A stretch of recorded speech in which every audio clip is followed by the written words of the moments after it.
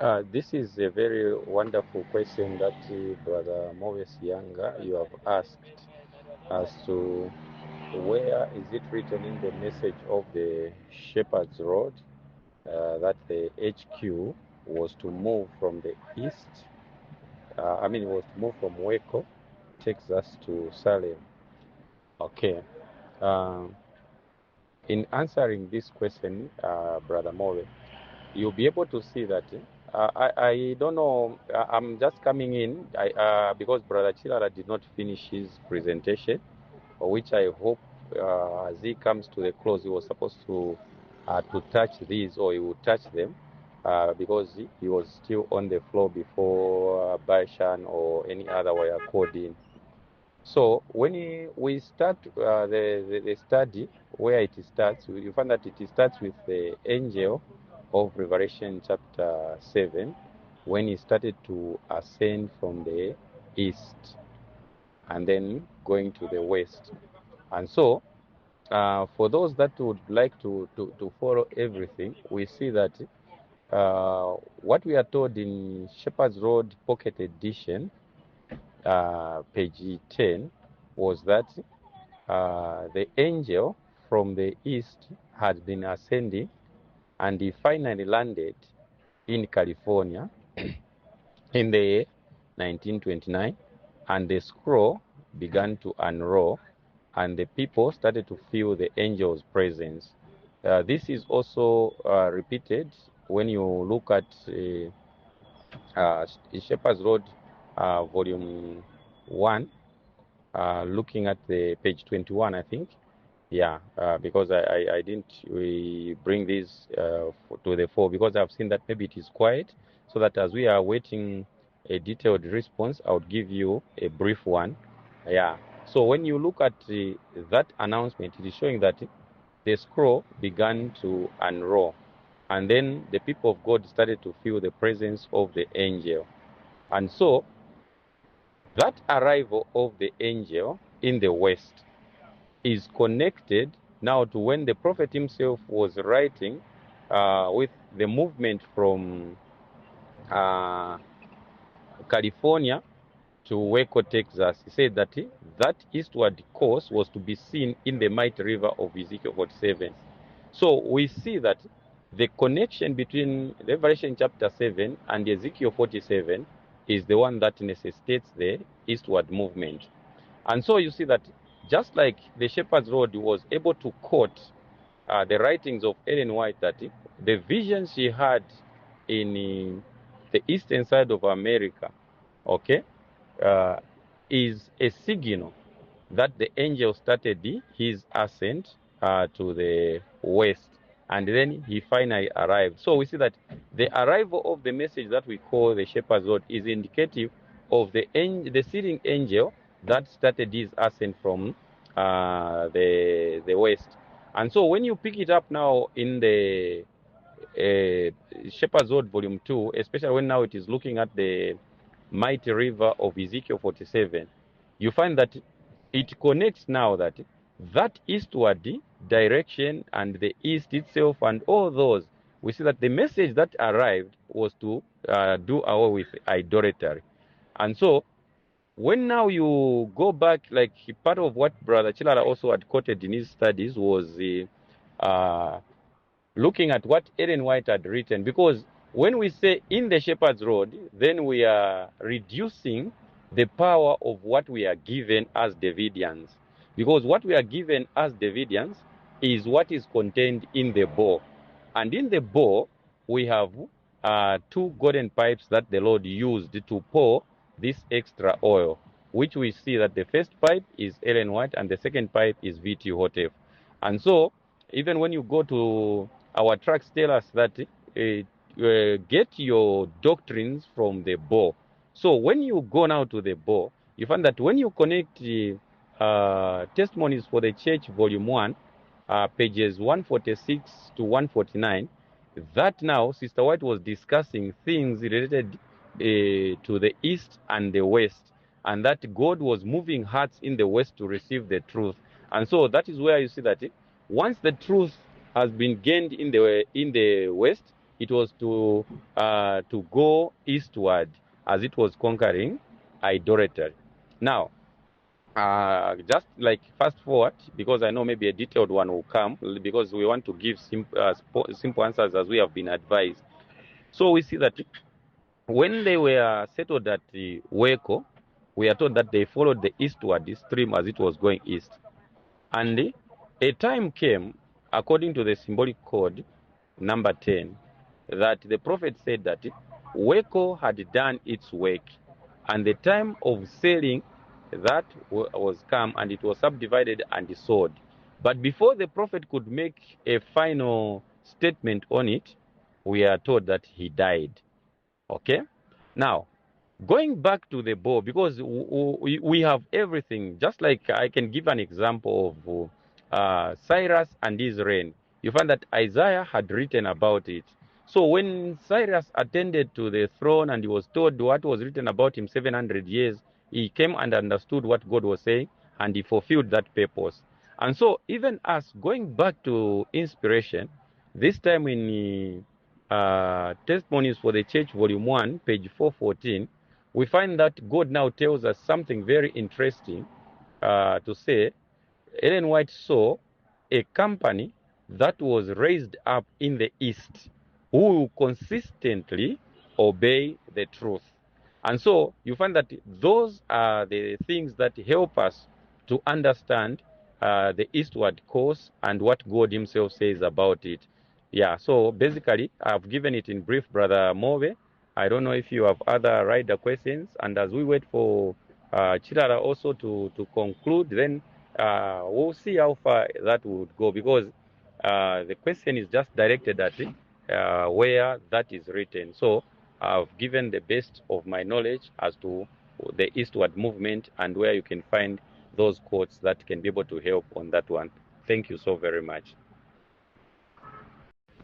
Yeah, so sorry, Brother Move. Also, another additional aspect is that whilst the prophet himself was also alive, we had a rest home in Salem that was an annex of the HQ in Waco, Texas. Yeah, so those are some of the parameters that are used and found in the record of inspiration as to those eastward movement and why Salem in particular. Thank you. Greetings once again, brothers and sisters. This question that Brother Move had posed really touches my heart, because it is one of the questions that helps to actually understand more of why we as the Davidians were to move eastwards. But particularly the question is saying, did we have an announcement, or is it written in the road that the HQ must be in Salem or Salem area?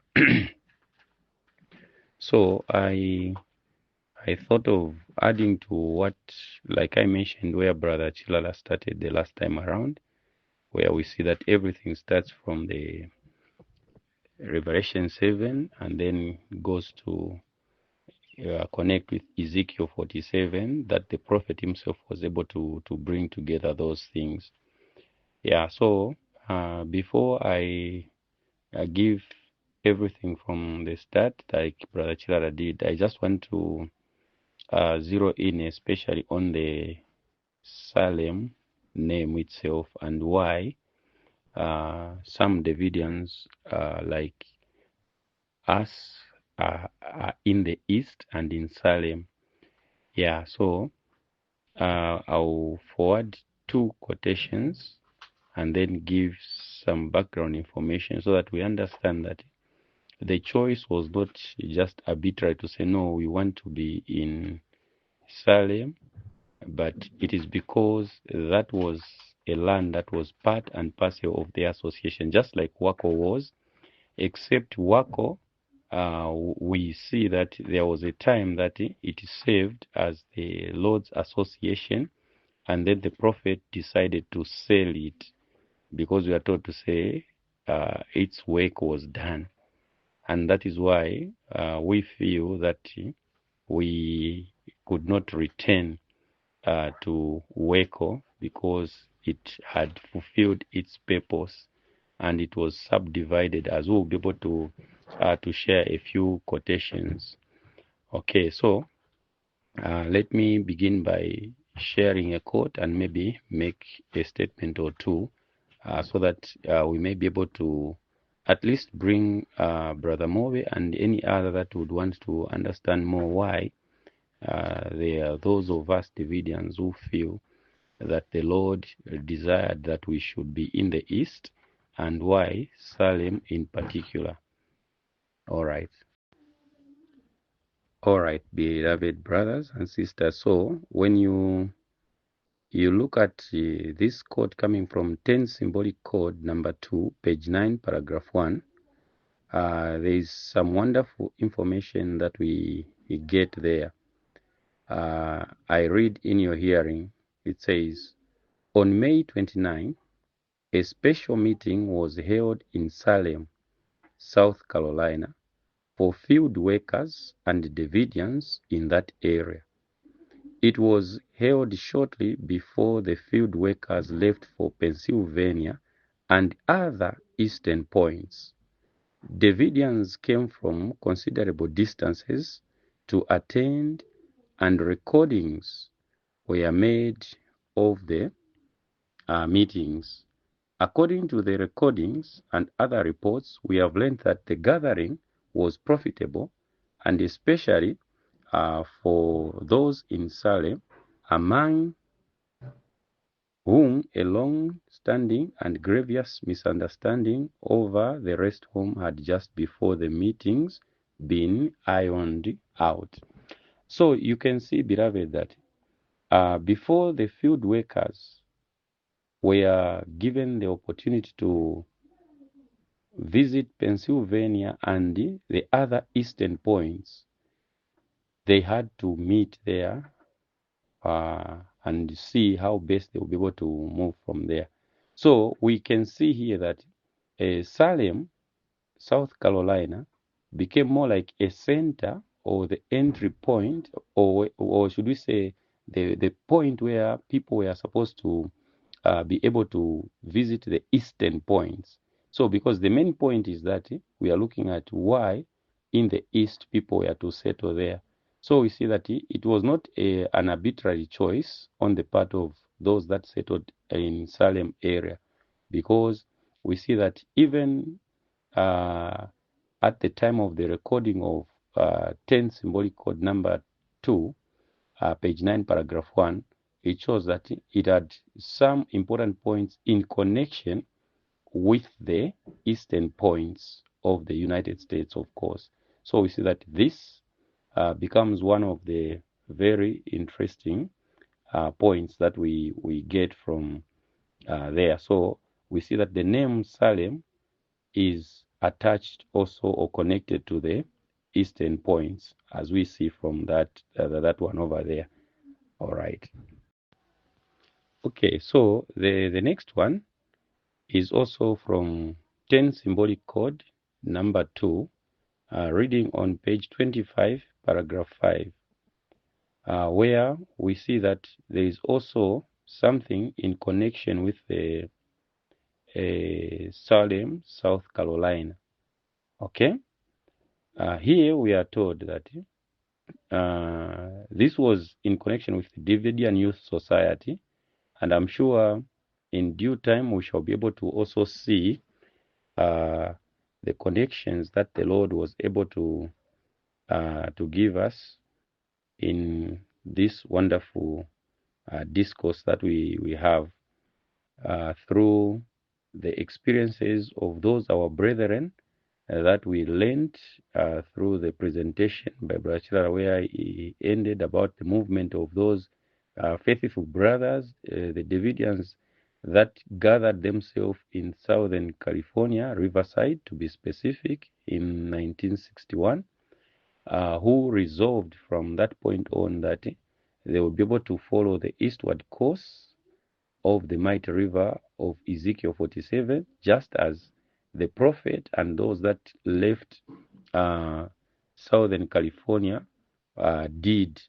And so we see that they too followed or settled at least in a place that was initially associated with the association itself. So we see that Salem, South Carolina, was one of the association's places, as we can see from the following quote. It says, during the past year, two young people have served terms as president of the Davidian Youth Society.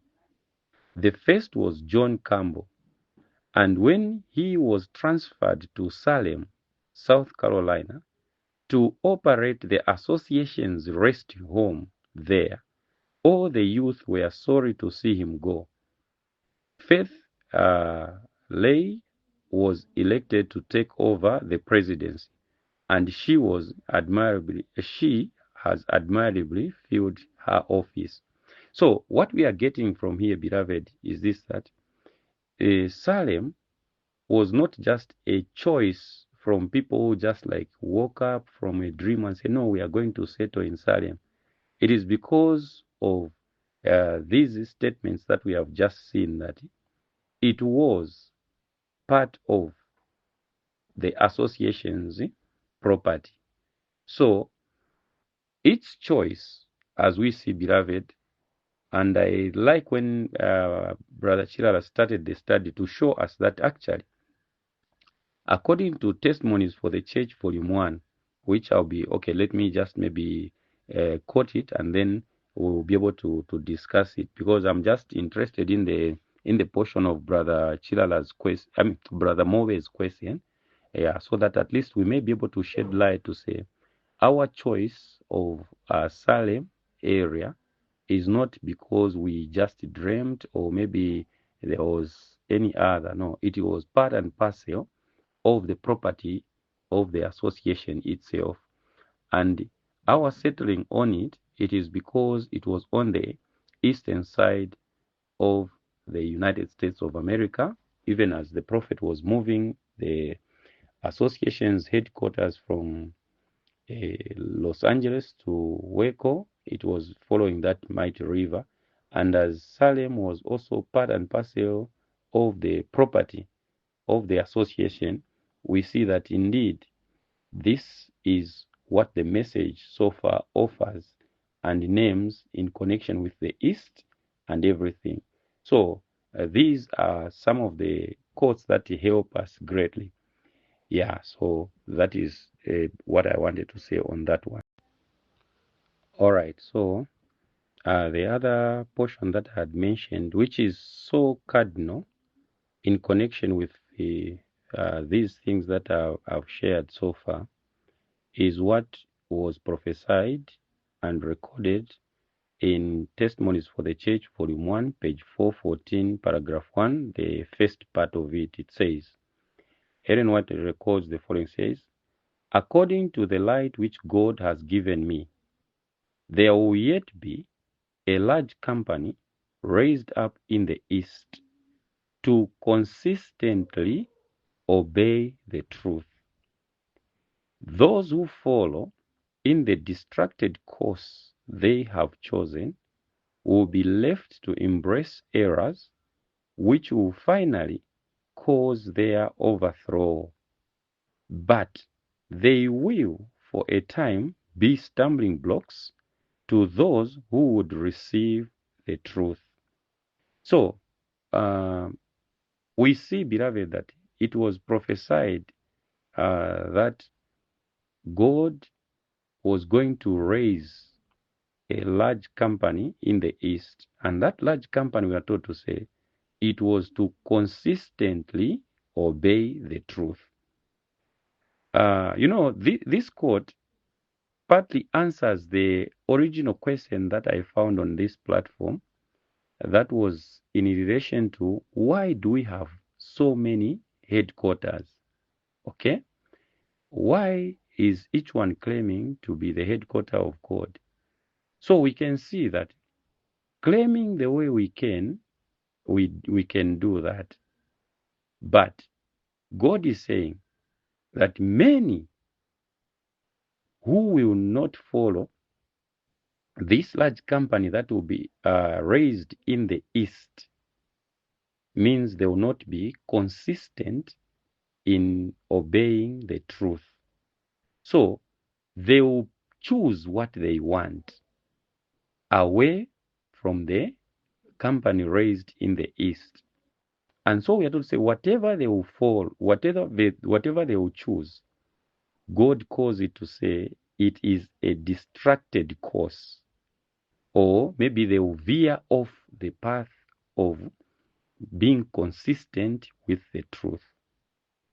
And so these, we are told to say, they will embrace errors which will finally cause their overthrow.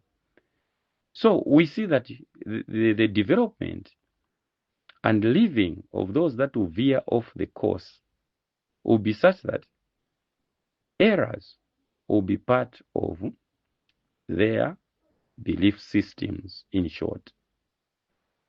And we are taught to say because of receiving those errors, they will be overthrown by them.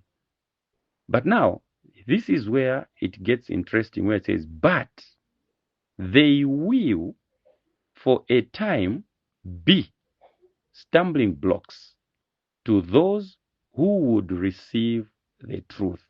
So, meaning, as people embrace errors, as they veer off the course, they will be overthrown. But their overthrow will not happen instantly. But as inspiration is showing, it will be that they will, for a time being, or for the time, be stumbling blocks to those who would receive the truth. So, meaning the truth will be with those that God will raise up as a company in the East. Yet there will be others who will be stumbling blocks to those who would receive the truth. So that's why I was saying the other day that we shouldn't worry so much that there are many associations. But our major worry should be the association that we have chosen. Is it consistent with the truth? And if it is consistent in the truth, where is it located? Because these are very important points that inspiration brings to bear. Okay? So we must be attached to these people that are in the East.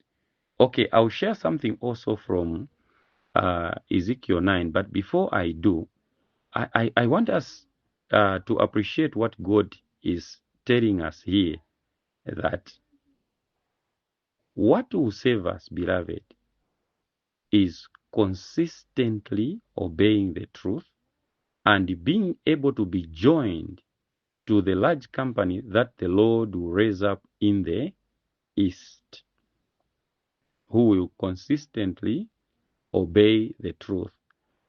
And so many people tend to ask, to say, which East is this? Because others tend to push the East as far as Jerusalem. Yes, we know that there will be a company raised in Jerusalem who will form a kingdom. But when we look at that, there is no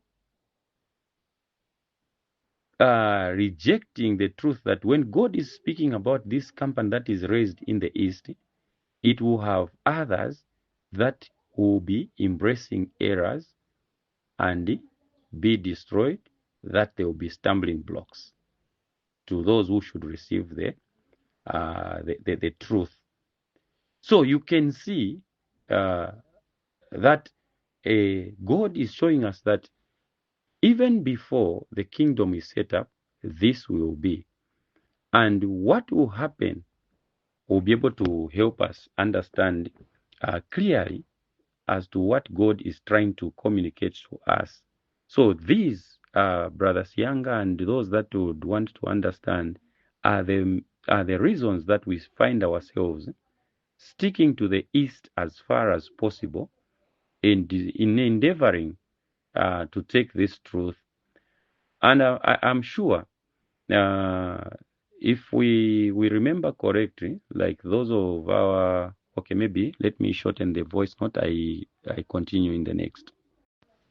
Yeah, so as I was saying, most of us would remember that, like those that are in Mountaindale, those that are at Waco now, most of them were part and parcel of these Californian beloved brothers that started the work in Riverside, and then realized that they had to move uh, eastwards, and they came to Salem Rest Home, which was a part of the association's properties.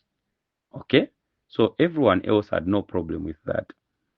But just like what we read in Testimonies for the Church, Volume 1, page 414, had indicated that theories would begin, or errors would begin to be embraced. I'm not here to discredit anyone, nor to say this one embraced errors, but just to give a direction to say, when there was a lesson in connection with the truth of the 144,000 and those with them, that these 144,000, we are going to have those with them who are living saints, there was a split. So we see that the splits at Salem are not the first one. Just like Brother Moby was asking, say 3 splits. Even Waco was just a splinter group from Salem Association, because at that time Waco brethren were not even existing. So basically what had happened was all those that were gathered at Salem began to share or to learn something that was presented in the line of the 144,000 going with living saints to the kingdom. And people were opposed to that teaching. And so those that were opposed to that teaching moved northeast of Salem and founded what was called Mountaindale headquarters. Okay, so that is where those our brethren went. And so those that went that direction, again, there was a split amongst them.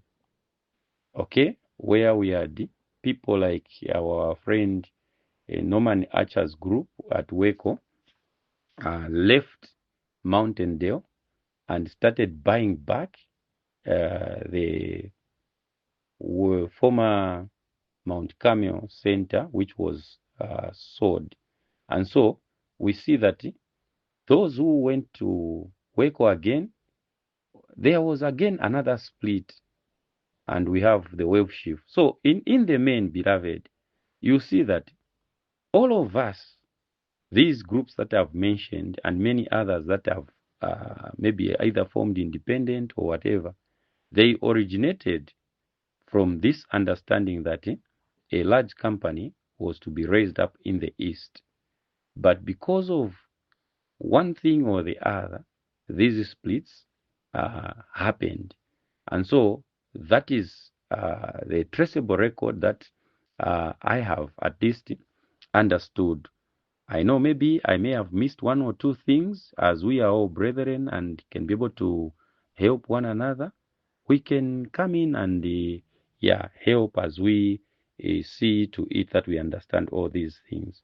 So we see that the choice of Salem Rest Home was not a dream or a thought of an individual, but it was because of the message and how it was dictating our eastward movement.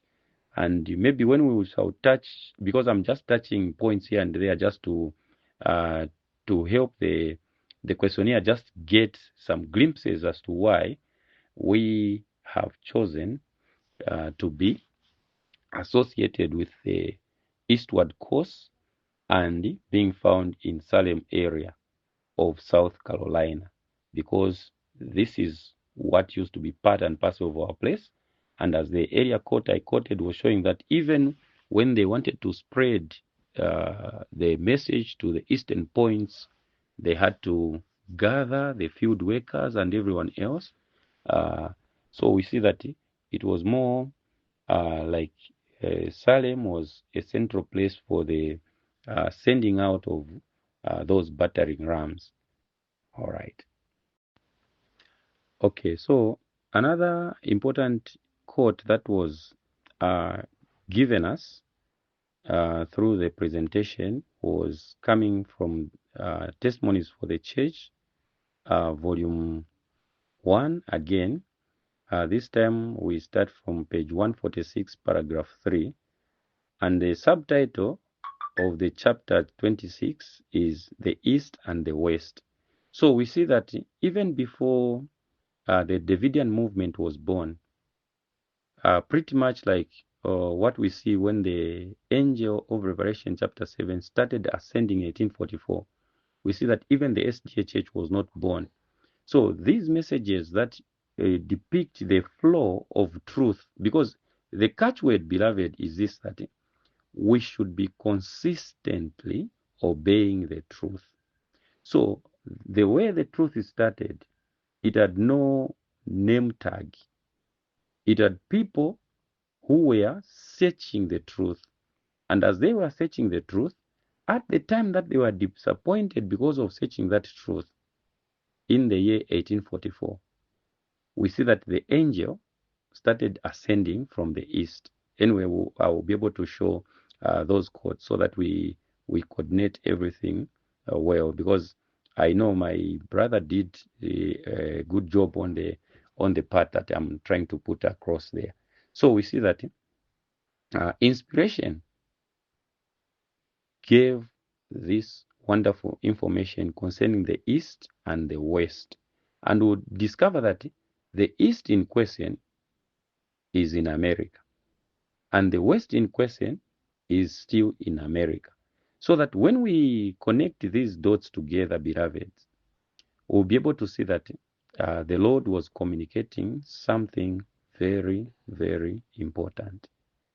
So, reading Testimonies for the Church, volume 1, page 146, paragraph 3 says, Dear brethren, the Lord has shown me in vision some things in regard to the East and the West, which I feel it my duty to set before you. I saw that God has been opening the way for the spread of the truth, of present truth in the West.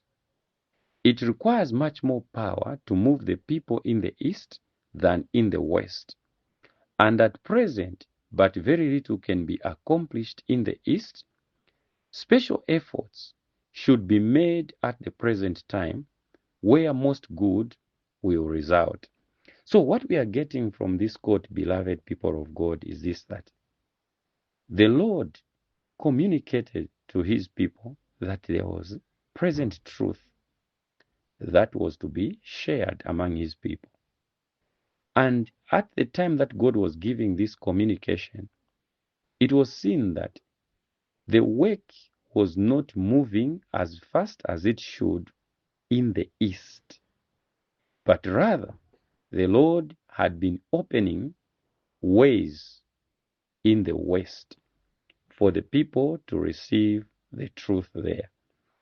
And so these important statements, beloved, that we are reading are the ones that help us, especially those of us that would be able to follow the study uh, to its logical conclusion that our brother Obi Chilala started.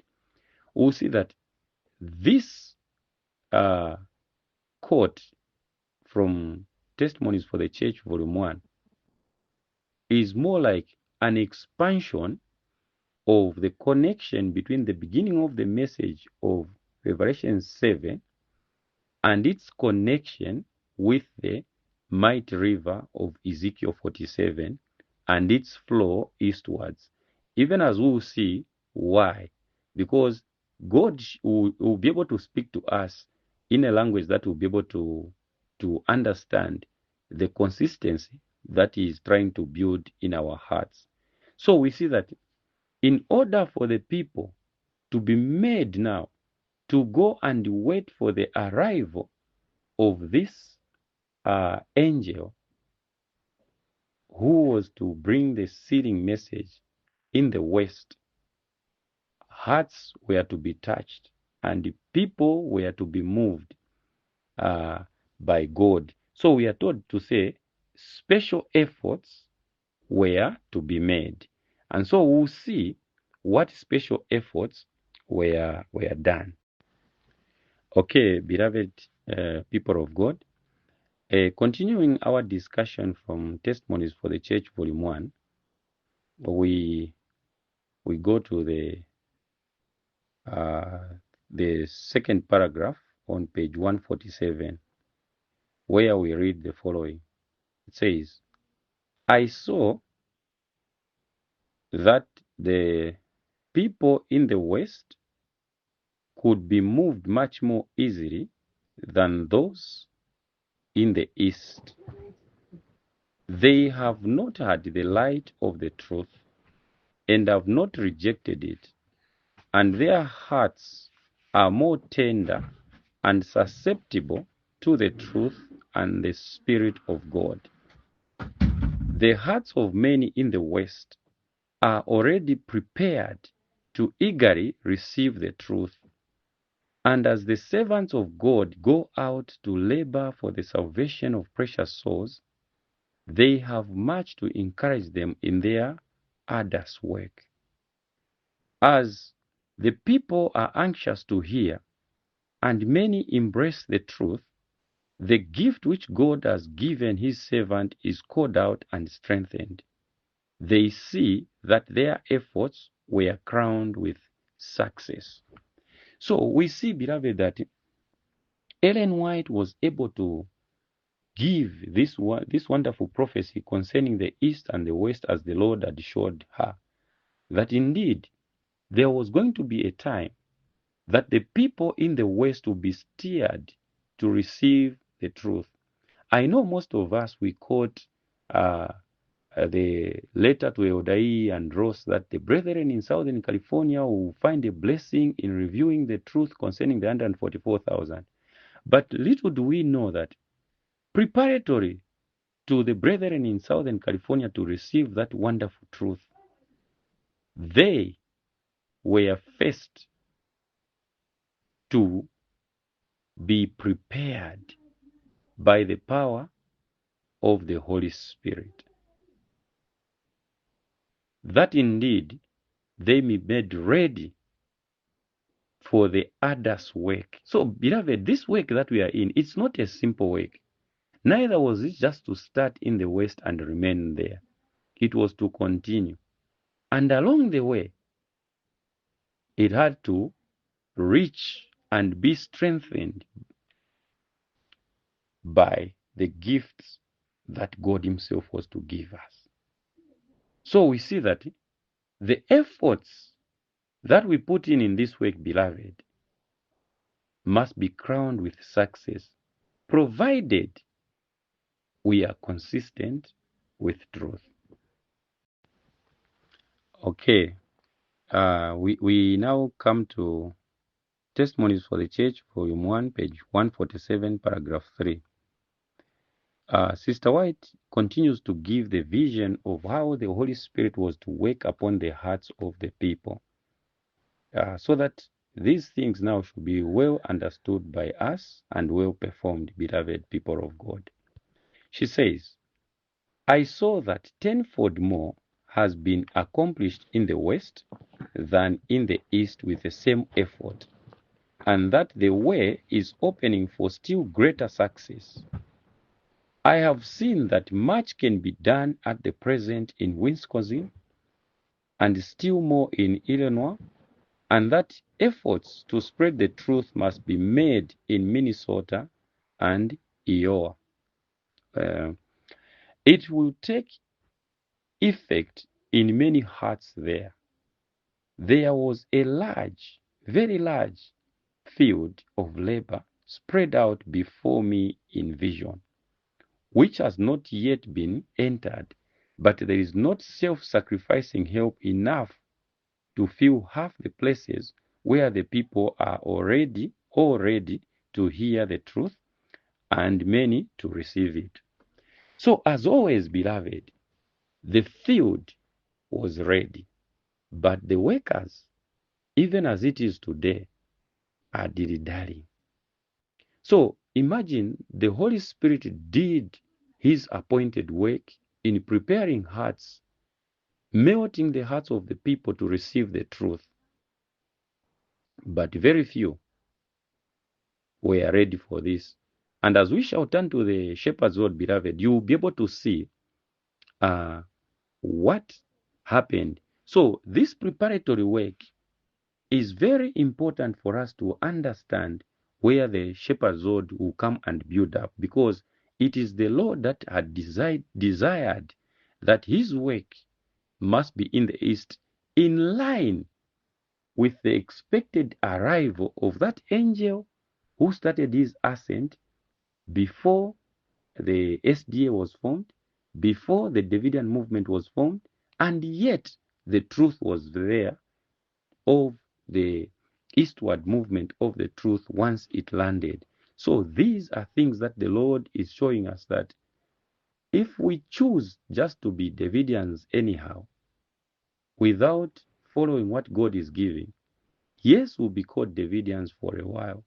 Yes, we'll be stumbling blocks to those who should receive the truth, as we shall be able to see what other portions like the White House recruiter would also say about these things. So that now we can see that the foundation that the Lord was laying was so powerful for his people. All right, beloveds, we go to 1T, page 148, paragraph 3, where we want to continue with the thought that the Lord was able to work deeply as he has guided. So 1T, page 148, paragraph 3 says, I saw that special efforts should be made in the West with tents, for the angels of God are preparing minds there to receive the truth. This is why God has moved on some in the East to move to the West. Their gifts can accomplish more in the West than in the East. The burden of the work is in the West, and it is of greatest importance that the servants of God should move in his opening providence. So you see, beloved, that the people of God were not only seen in the vision to look and wait for this fulfillment, but that they too had special efforts that they were supposed to make with tents. So people moved from the east, beloved, left their homes, moved by the power of the Holy Spirit, and their gifts along with them. So you see, beloved, that there were sacrifices that people made in order for the truth that we are now appreciating was to be received or met. You see, here I can even make a small comment. This is basically, beloved, what we see in Early Writings, page 277, that Sister White also was given a vision of angels hurrying to and fro, preparing for some important event. And what was the important event? We all know it was the arrival of the fourth angel's message to unite his voice with the third. And this is basically what we see as we follow along this discussion that we are having, that this is the projection that God is giving us to say. In Testimonies for the Church, volume 1 says, for the angels of God are preparing minds there. So people's minds were supposed to be prepared in readiness to receive this truth. This is very, very important, beloved people of God. Let us not miss these important steps, because if we miss these ones and rush maybe only to the shepherd's rod, we will not have understood the foundation or the basis of the coming of that message. So we see that the power of the Holy Spirit was involved in this work. The presence of the angels was involved in this work. The gifts of the people was involved in this work. The people leaving their houses was involved in this business. The people spreading the truth in tents, it had to move like that, because we are told to say the burden of the work at some point was to be in the West. And this work was of greatest importance, that the servants of God should move in his opening providence. So when angels were hurrying to and fro in heaven, going up to heaven, coming down on earth, preparing for some important event, we know the important event was the arrival of the additional message. And that additional message is in connection with the angel of Revelation 7, as we will be able to see as we follow along. All right, beloved, let us turn to Testimonies for the Church, Volume 1, page 149, paragraph 1. There we read the following. I saw that when the message shall increase greatly in power, then the providence of God will open and prepare the way in the east for much more to be accomplished than can be accomplished at the present time. God will then send some of his servants in power to visit places where little or nothing can now be done. And some who are now indifferent will be aroused and will take hold of the truth.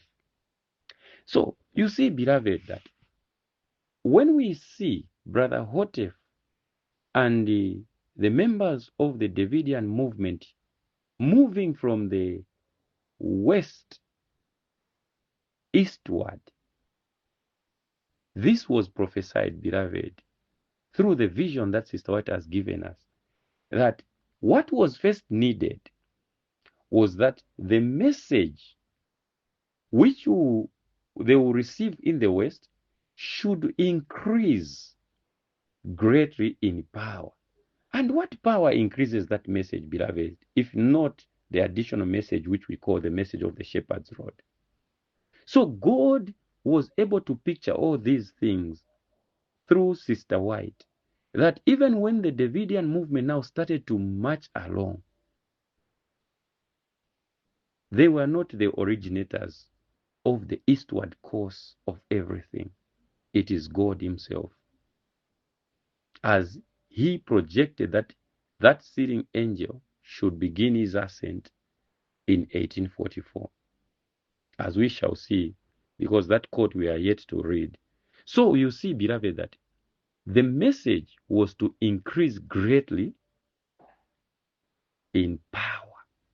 And when it has increased greatly in power, those people that when God was moving them, was asking them to go to the west in order to be prepared by the angels, to be prepared by the Holy Spirit to receive the truth. Once they receive that truth and it increases with power, then they were to make their eastward movement, so that now they will be accomplishing more in the east.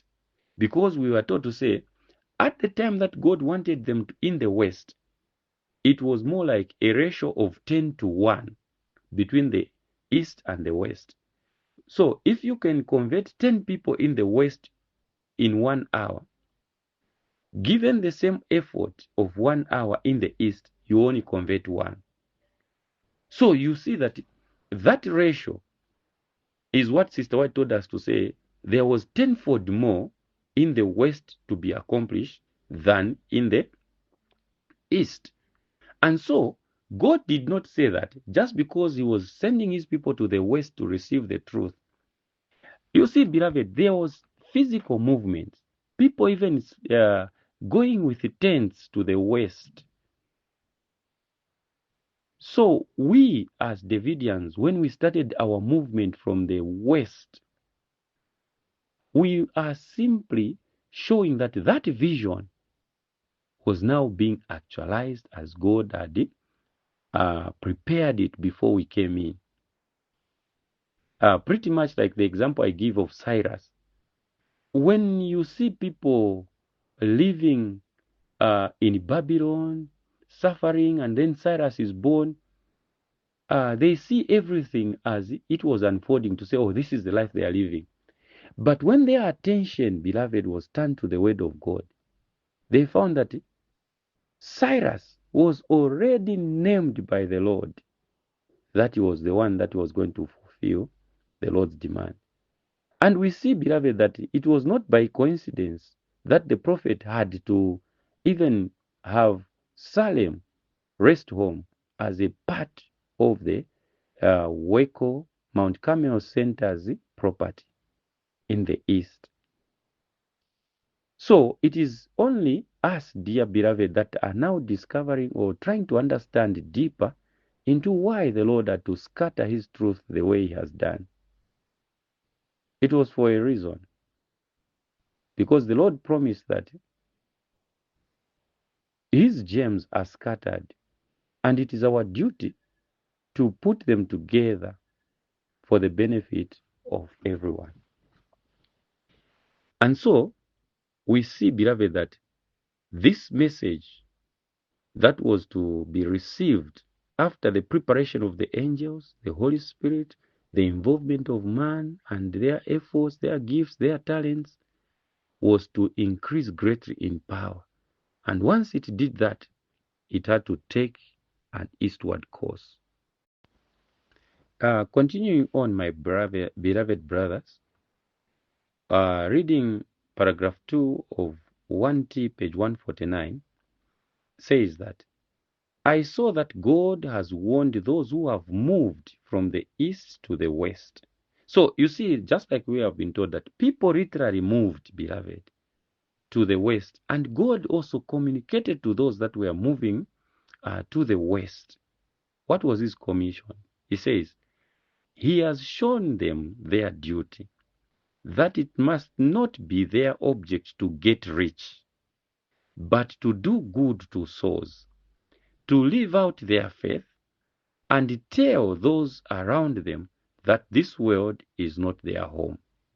So this a portion, which happens to be my last that I'm quoting from Testimonies for the Church, Volume 1, is of encouragement even to us up to this point, that it is not in the best interest of God that we, his laborers, should begin to think that the time has come that we should be rich.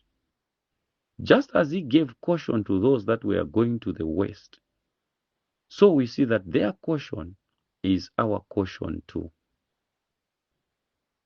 Our eyes should be for the salvation of souls. And so if we ourselves are consistent with truth, then the truth will set us free, and we shall be servants of God indeed.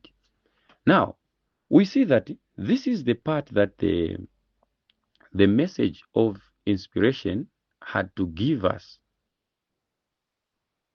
before the coming in of the additional message, to say there was need for God's people to move to the west, because that is where the angels were preparing hearts of people to receive the truth.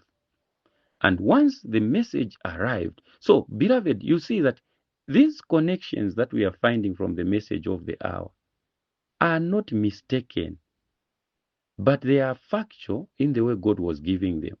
Because you and me, we know that there is no any other place where the message of the additional truth of the fourth angel was received other than Southern California. That is where God gave it. And so when God is saying that he was preparing hearts and minds to receive, and he called it an important event in early writings, then we see that the place must be known. The time must be known.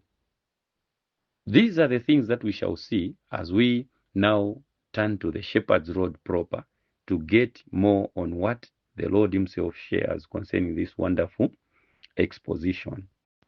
All right, beloved. Our study now takes us to Shepherd's Road, Volume 1, Pocket Edition, and we're going to page 10, paragraph 2.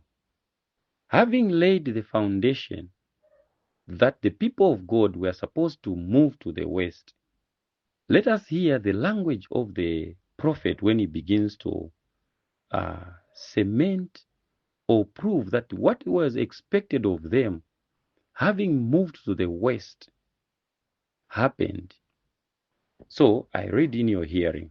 It says, in 1844, as all Seventh-day Adventists know, Sister White was given a vision of the 144,000, signalizing the sealing angels starting his ascent from the east. Revelation 7, verses 2 to 4. From then on, he was ascending, and the saints were awaiting his arrival. Maybe let me pause there. Who are these saints that were awaiting the arrival of the angel? And why were they ready? Why were they sure that something important is going to happen? Just basically what Testimonies for the Church Volume 1 was helping us to understand. That these SDAs, inspiration says, they should know that the angel started his ascent in 1844. And yet these SDAs were not there by 1844. As in name, Seventh-day Adventist, but as in human beings, they were part, at least, of those that were disappointed when their expected prediction did not happen the way they had thought. And so we know that the SDA Church was only organized in 1863. Now, God is saying they should know. They should know that Sister White was given a vision of the 144,000, signalizing the angels starting his ascent from the east. So you see, when we are looking at the Testimonies for the Church Volume 1 and discover that there was a message in relation to the east and the west, we see that the vision Sister White had was in Portland, Maine, east of the United States of America, showing that the angels, that was the signal to those people that the angel has started ascending from the east. And so those saints that were faithful, among them, beloved, you see, that is the beauty about history. We can see with our brothers that were disappointed, there were people like Edson. These are the people that committed themselves to God in prayer to say, Lord, we are disappointed. What must have happened? And so God communicated to them. And they started small. Eventually, they started to understand. Eventually, God physically wanted them to move to the west in order to receive the truth. And that truth that they will receive, we are told to say, it must increase greatly in power. And when it increases greatly in power, they were supposed to take it back to the east. So we see, beloved, that the east and the west are in relation to the two-horned beast dominion. That this is where the Lord wanted his work to be concentrated on. Because we see that if indeed the SDA knew but only the saints were awaiting his arrival. What 1T told us is this, that many a time when the fields are ripe and ready, very few get committed to the work of God.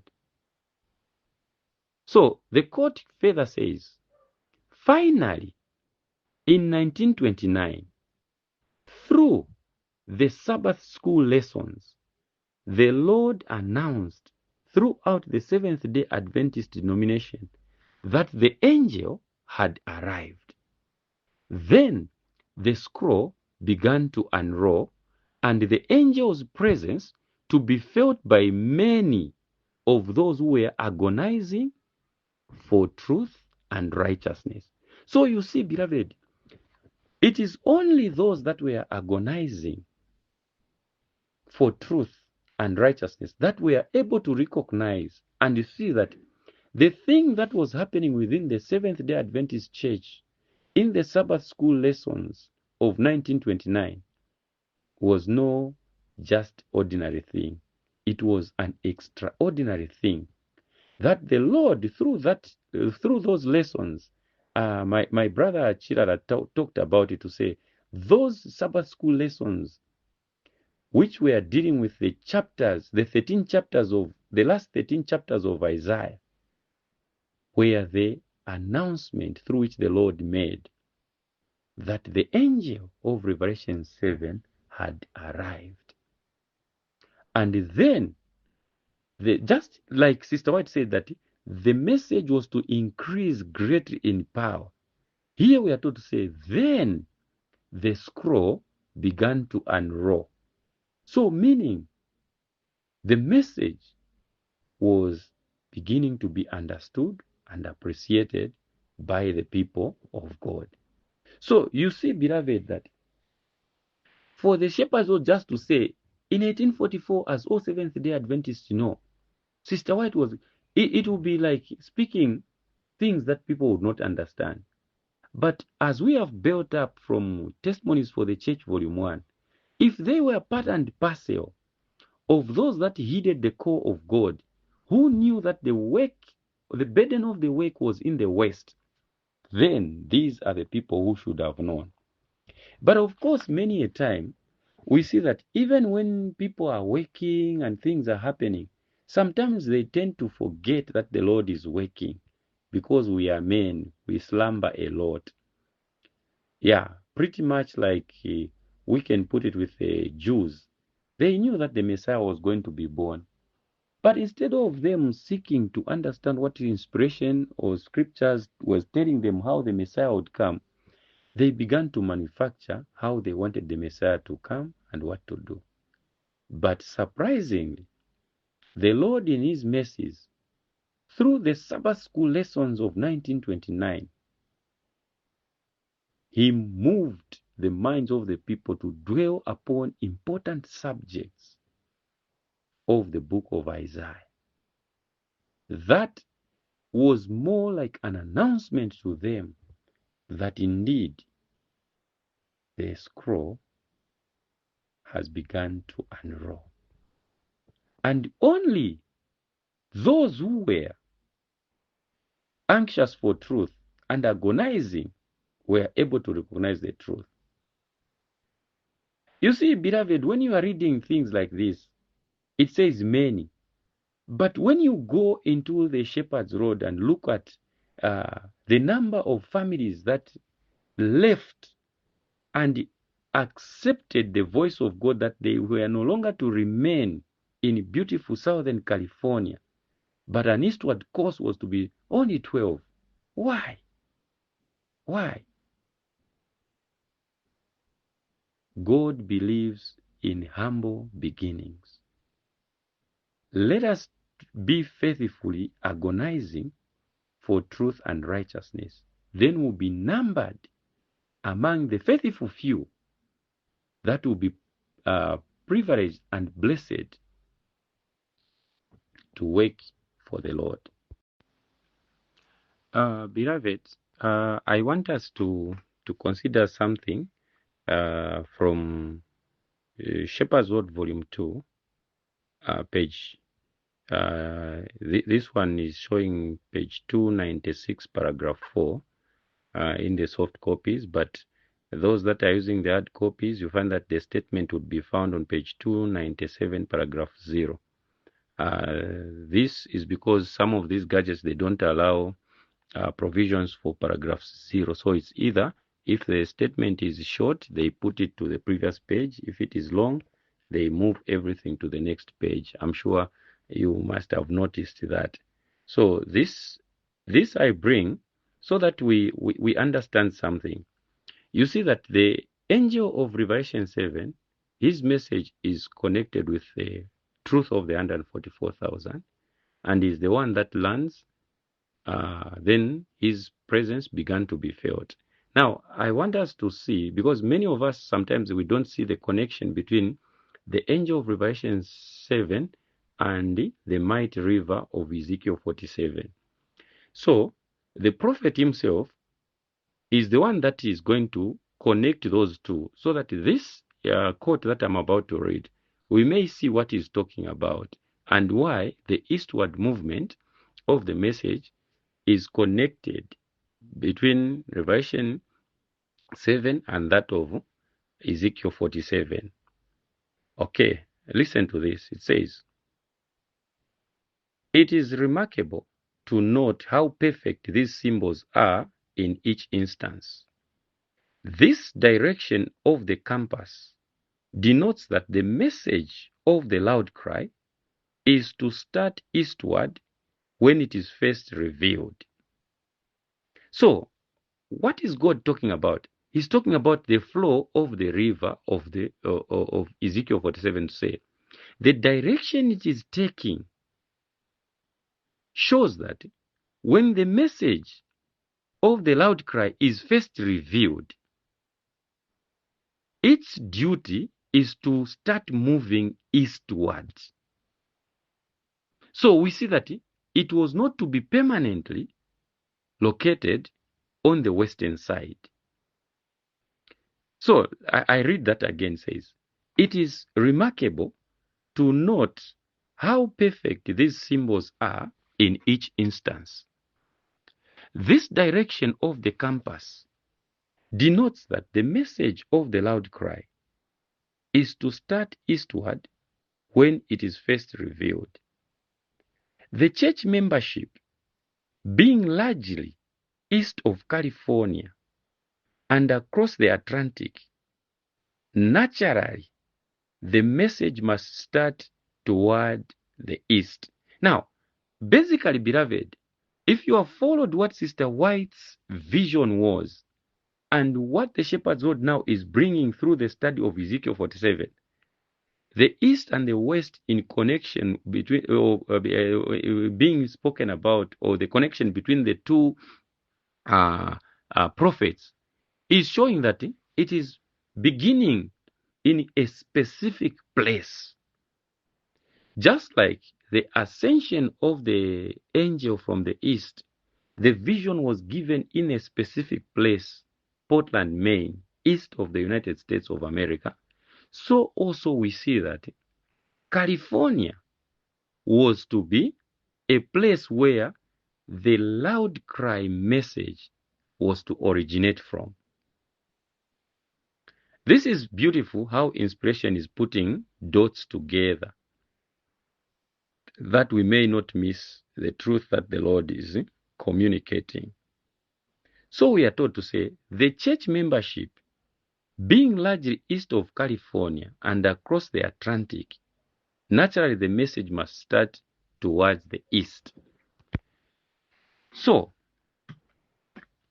God knew that even when he commanded these people to say they should move from the east to the west, because that is where the burden of the work was, many did not do that. For if they had done, beloved, there is no way the Shepherd's Rod could say the membership of the church being largely east of California and across the Atlantic. So you see that God now is mindful of even those that are beyond the Atlantic, to say they too needed this truth that was to originate in California, which truth we are told is none other than the loud cry message. Okay? So we are told to say this symbolical prophecy reveals that the message of the loud cry is to originate in California. Now, look at this, beloved, why we have connected Shepherd's Road Volume 1 Pocket Edition with the Shepherd's Road Volume 2, page 296, paragraph 3, according to the gadgets, and 297, paragraph 0, according to the hard copy, is that God is speaking the same thing here, that the arrival of the angel of Revelation 7 in the west signals the coming in of the loud cry message.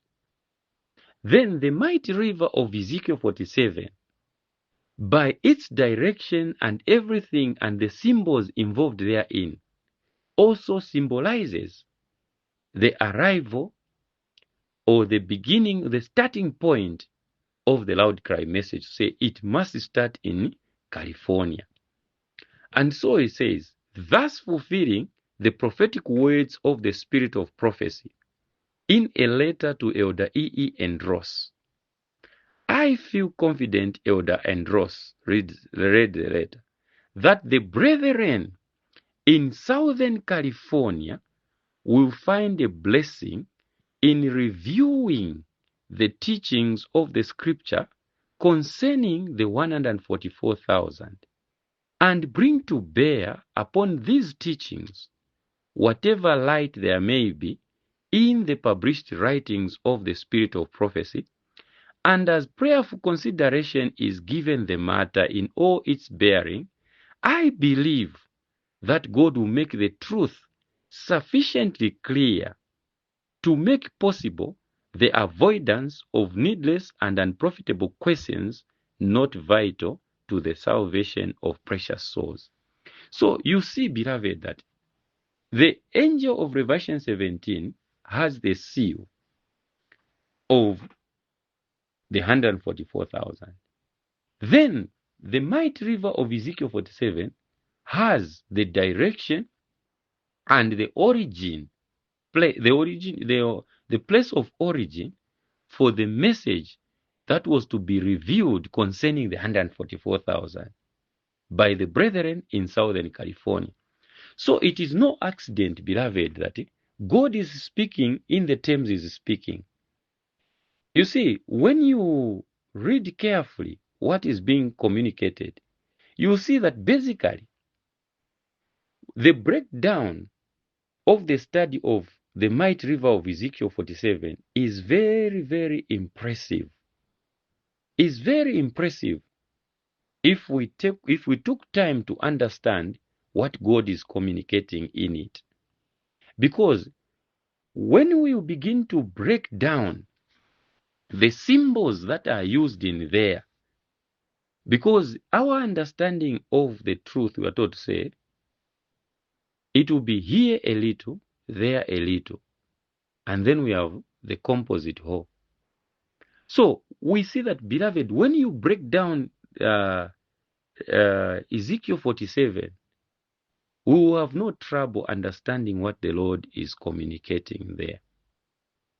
Especially if we are just to consider, for instance, Ezekiel chapter 47, just verse 1. To break down the components that are given there, it will help us greatly. Maybe, seeing that the time has gone, let us adjourn here and hope to continue at an opportune time. But I was just like standing in for the time that we were given to Brother Chirara, and I thought to myself to say, since we share almost the same understanding on the headquarters of God being in Salem, I thought maybe I can just add to the few that he had started on as we progress.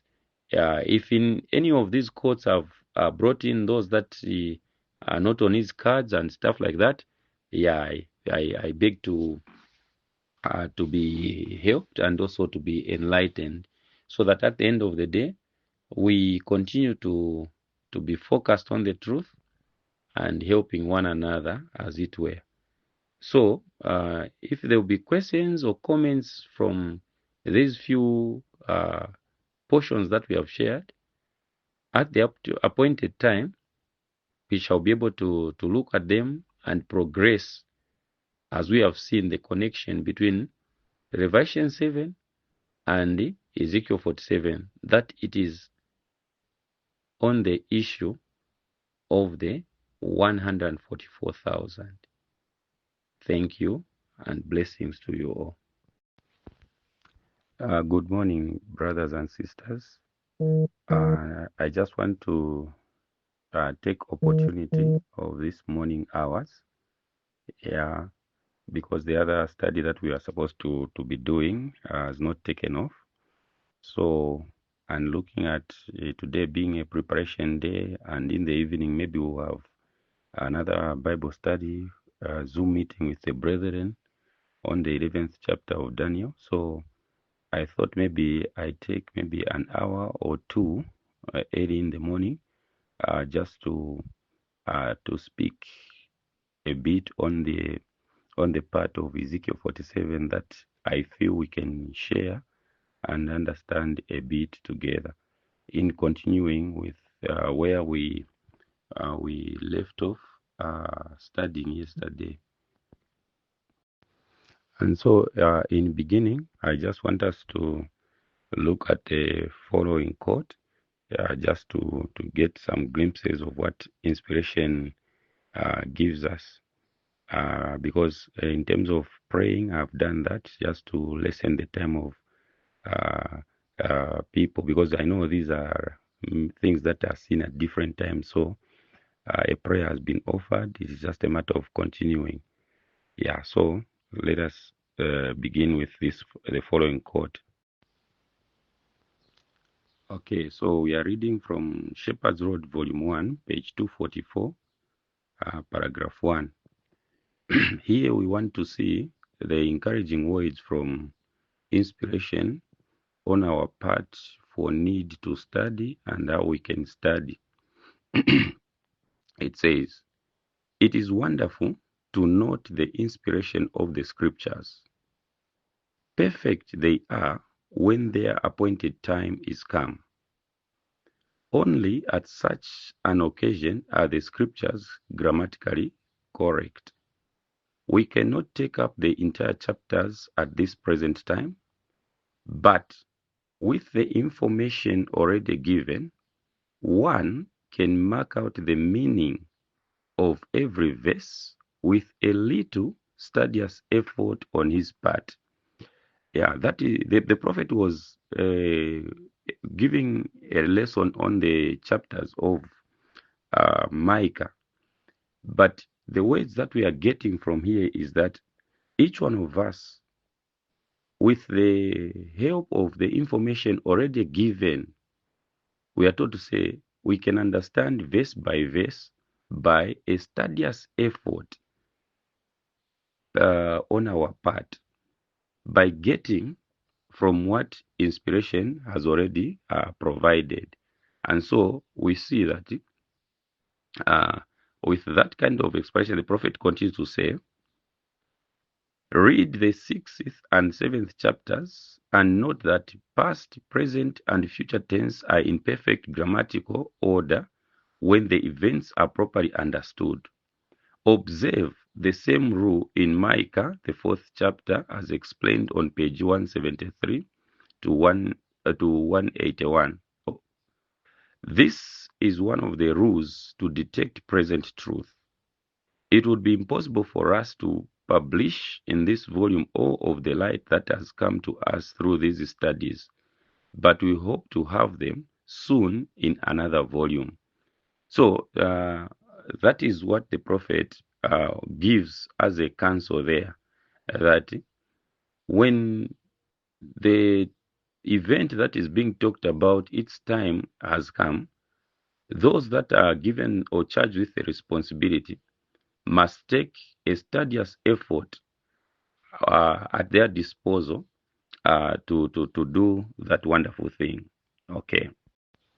Okay, another quote that we can consider in the same breath or light is what is recorded to us in tract number 11, page 12, paragraph 1, which is under a subtitle saying a lesson or lesson. And it reads as follows: all present truth believers should now see the necessity of shunning every wind of doctrine, regardless how plausible or reasonable it may appear to be. Remember the words, behold, those that go towards the north country have quieted my spirit in the north country. See page 27 of tract number 2, the warning paradox, Zechariah chapter 6, verses 1 to 8. Then it gives now the wonderful question, says, get your doctrine, brother, sister, only from the golden bow. Then it says, see the Shepherd's Rod, volume 2. And be not like the waves of the sea, driven with the wind and tossed. Be not carried about by many winds of doctrine that are blowing wildly from every direction to cause you to lose your way to the everlasting kingdom. So we see, beloved, that inspiration is encouraging us to say our doctrine should proceed from the golden bow. So if we get what is found in the golden bow, then we are assured that we will not be tossed to and fro by every wind of doctrine that will be blowing. Okay, and so here it is encouraging again to note, beloved, that for inspiration to show us that that which should be able to form our doctrine should be studied from Shepherd's Rod, volume 2, where the truth of the golden bow is discussed. We see that in the golden bow are two major instruments that are used to transfer or to transport the oil into the golden bow.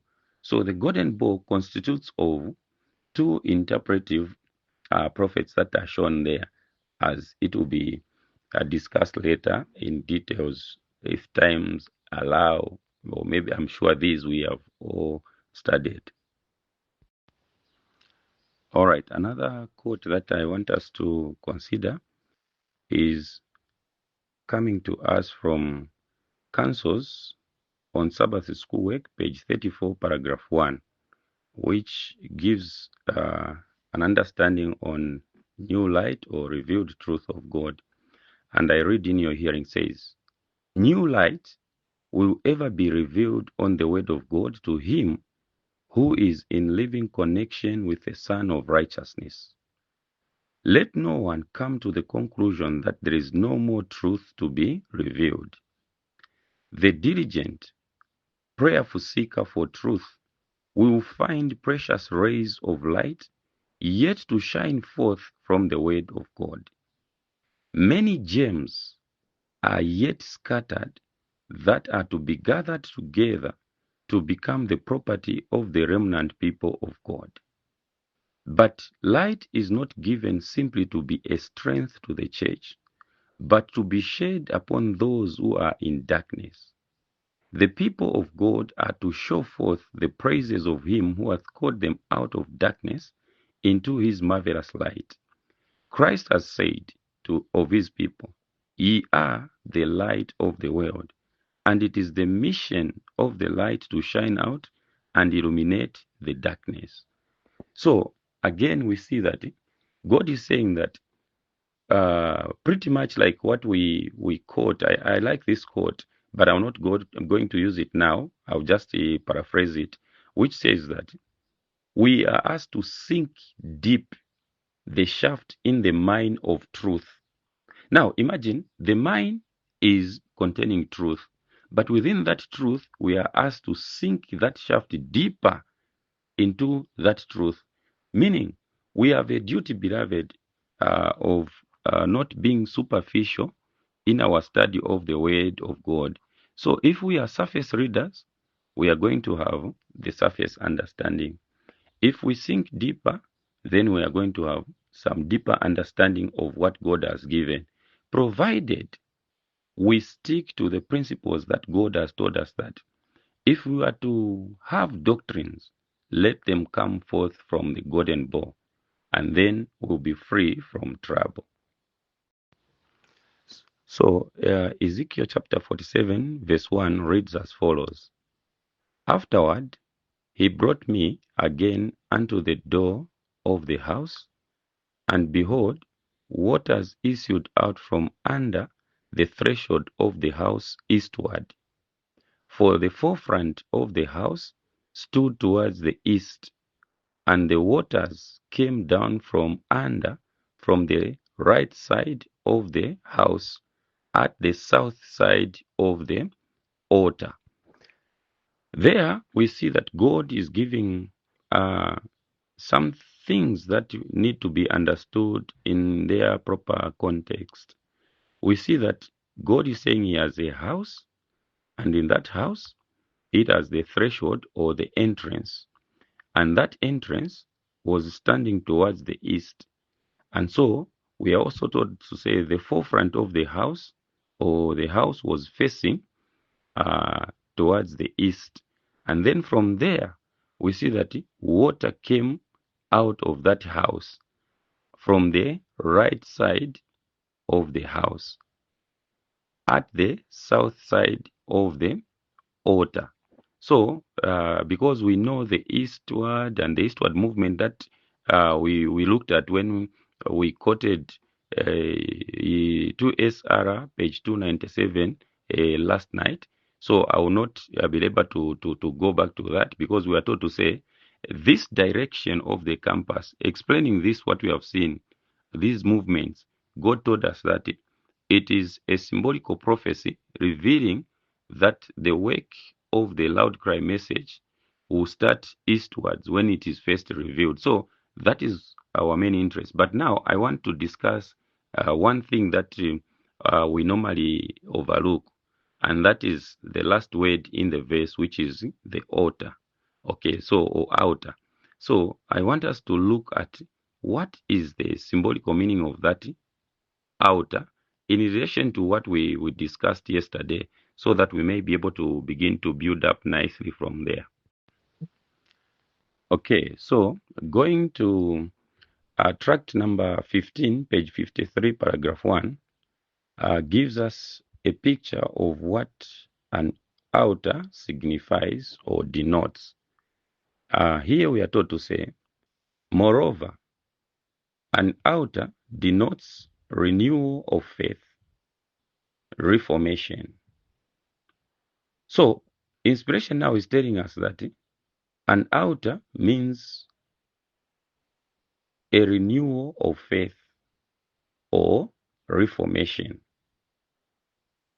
Then we are further told to say that is what it meant to Noah, Abraham, Isaac, and Jacob in the instances they built their altars. Genesis 8:20, 12:8, 26:25, 35:14. So, we are told that an altar is a symbol of reformation. If you remember pretty well where we were discussing yesterday from Testimonies for the Church, Volume 1, we see that the Lord effected a reformation upon his people, and that the people of God were to physically move to the west in order to receive the truth. So we see that there was a reform that was effected in the church of God by them moving. Now, God is telling us something in connection with the revelation of the message of the loud cry to say, even so, people were supposed to move to the west. But in moving to the west, beloved, that was a symbol of reformation, because that is what a renewal of faith meant. They were to leave their homes they were to dedicate their gifts, their time, and their all.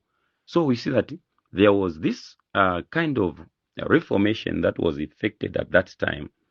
And so, because people accepted that, we saw that 2SR, I mean, Shepherd's World Pocket Edition Volume 1, told us that they were privileged with the arrival of the angel, and the scroll began to unroll, or in short, they received the truth of God. So there's something that we'll be able to get in connection with what I'm trying to put across, beloved, so that you see that even Ezekiel 47 has its starting point from a certain place, as we saw uh, with what 2SR, page 297, paragraph 0 brought, or 296 in the gadgets, paragraph 3, was able to show us that this direction of the campus denotes that the loud cry message will have its origin from California. And then when it will have increased greatly in power, it will start its eastward course.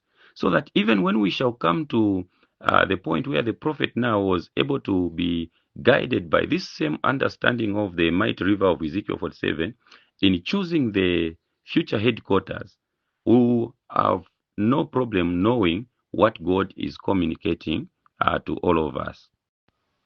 Okay, so going to page 52 of the same tract number 15, paragraph 1, we find the following information. It says, the certainty that the souls cried from under the altar, the place from which God's truth is dispensed, makes obvious that they were slain for their firmness in the word of God, and that for their faithfulness they were given white robes.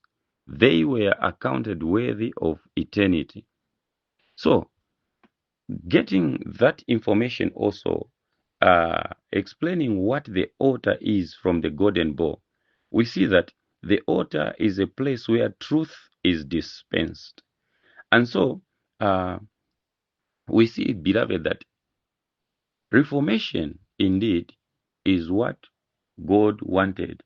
And those that were reforming, we are told to say they are the ones that were agonizing and praying for truth and righteousness. And it is to these that the scrolls began to unroll, and they began to feel the angel's presence among them. Okay, so we see that these points, I'm just summarizing here so that at least we get to the gist of the reason why we are getting all these important things, so that when we put them together, we may know what God is communicating. So coming back to Ezekiel 47, verse 1, having looked at the altar to say, inspiration says the altar is a symbol of reformation. Okay, we see that these waters issued from the south side of the altar, or reformation in short. So there was a reformation, but this reformation was in the south side of it. Now, when you look at what the prophet is giving, when we reread 2SR, page 296, paragraph 3, or those that are using the hard copies, you go to page 297, paragraph 0, you begin to understand what God is saying about the south side, the directions, because we are told to say these symbolical directions. So these directions are symbolical, or this prophecy is symbolical. But whatever it is symbolical of, it is denoting that when the message of the loud cry is first revealed, it has to start somewhere. And so the prophet will not miss a word. He will tell us exactly everything, so that it is in tandem with what we are getting from the prophecy in Ezekiel 47, verse 1, that there is the south side of the altar and everything else. So now, in the plainest statement, what is it that inspiration is talking about? All right, brothers and sisters, going to Shepherd's Road, page 296, paragraph 4, which we read, I want to bring this to our attention. It says, Then said he unto me, These waters issue out towards the east country, and go down into the desert, and go into the sea. Verse 8.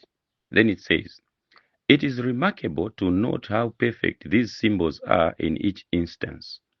So God is telling us that the symbols and the directions that we see from Ezekiel 47's river, they are remarkable and perfect in each instance. So we are told to say this direction of the compass denotes that the message of the loud cry is to start eastward when it is first revealed. The church membership being largely east of California and across the Atlantic, naturally the message must start towards the east. This symbolical prophecy reveals that the message of the loud cry is to originate in California, thus fulfilling the prophetic words of the Spirit of Prophecy in a letter to Elder E. Andros. I feel confident, Elder Andros, that the brethren in Southern California will find a blessing in reviewing the teachings of the Scripture concerning the 144,000 and bringing to bear upon these teachings whatever light there may be in the published writings of the Spirit of Prophecy. And as prayerful consideration is given the matter in all its bearing, I believe that God will make the truth sufficiently clear to make possible the avoidance of needless and unprofitable questions not vital to the salvation of precious souls. So we see, beloved, that just like we are told that the brethren then, through the vision that was given to Sister White that we considered yesterday night, they were encouraged to go to the western side of the United States of America. But God was specific in the place and the time of the reception of the message of the sealing of the 144,000. And so we see that it tells us that it is the brethren in Southern California who will be blessed, especially that the Lord Himself is giving that instruction to say, we as a people are privileged now to know that there was actually a place where the message of God originated when it was first revealed. And since it is a blessing for all people, it must start eastwards. And this message, we are told, is a teaching concerning the 144,000. Which message we see that coincides with that of Revelation chapter 7. I know, maybe I can make even this statement now, which we'll be able to prove later. You see that just as Revelation chapter 7 brings out two facts and two important points, so also does the mighty river of Ezekiel 47. Revelation 7 tells us that when the sealing begins, it seals first the 144,000 from the 12 tribes of Judah. Oh, sorry, from the 12 tribes of Israel. Pardon me for that. And then, after that, a great multitude which no man could number. And for those of us that have studied Ezekiel 47, you find that it brings out the same thing that Revelation 7 is talking about. You see that when you look at the Ezekiel 47 chart, you have first the 144,000 representing the beginning of the river from the fountain to the east gate of the Lord's house, to say these are the 144,000. Then the part of the river, we are told it represents the great multitude which no man could number. So in essence, you see that Ezekiel 47 and Revelation chapter 7 are bringing out the same truths and the same fact, except one is the expansion of the other, because what Revelation 7 doesn't bring in details as to what happened and where the people are to be found, where they must be located. Revelation 47 with this information that the prophet now is giving us, we see that there is even a specific place, Southern California, that the brethren were to be privileged with that understanding and reception of that truth. So we see that this coincides well with Ezekiel 47 verse 1, where we see that actually that water was seen coming from the south side of the altar. So though they were to move to the west, but it was in Southern California, to be specific, that inspiration is saying that it is where the brethren will be privileged to receive and to review the teachings of the 144,000 in connection with the message that Sister White communicated to Elder E.E. and Ross. So you see that even before the Davidians were on the stage of action, God had published in a letter to Elder E.E. and Ross that Southern California was going to be a birthplace of the message of the loud cry. So that coincides well with the altar, which is a symbol of reformation. So those people who had reformed, who had accepted God's call to go to the west, went to the west, and as they received the truth there, we see that they must again start eastwards with that truth. So you see that it involves people and the reception of the message to complete this narrative that we are seeing. So it is people and the message that now must start eastward. Just like we see that on the part of the Reformation, it is people who were reformed and made to go to the west, even to dwell in tents, to do sacrifices there. And so because they were able to do that, they were privileged to review or to have an understanding of the 144,000 and everything in connection with the loud cry message. And so, beloved, just like God had given light already that the work, yes, should involve the people of God to move to the west, and the purpose was to receive the truth. But once they received the truth, they were no longer to remain in the west, but they must again start eastward to spread this wonderful truth. So it just as it involved people moving physically to the west, so we also see that in the fulfillment of all those things that Ellen White had been given in that vision, we see that when now the mantle fell to the Davidian movement, who received this truth with gladness and started out, they started in perfect order as God had instructed. So we turn our attention to one symbolic code, number 10, page 3, and we are going to read paragraph 1. It says, "It has been evident for some time that it would soon be necessary to seek a more central location for the office in order to serve the whole field efficiently. So, those at headquarters have been praying very earnestly over this matter for many months.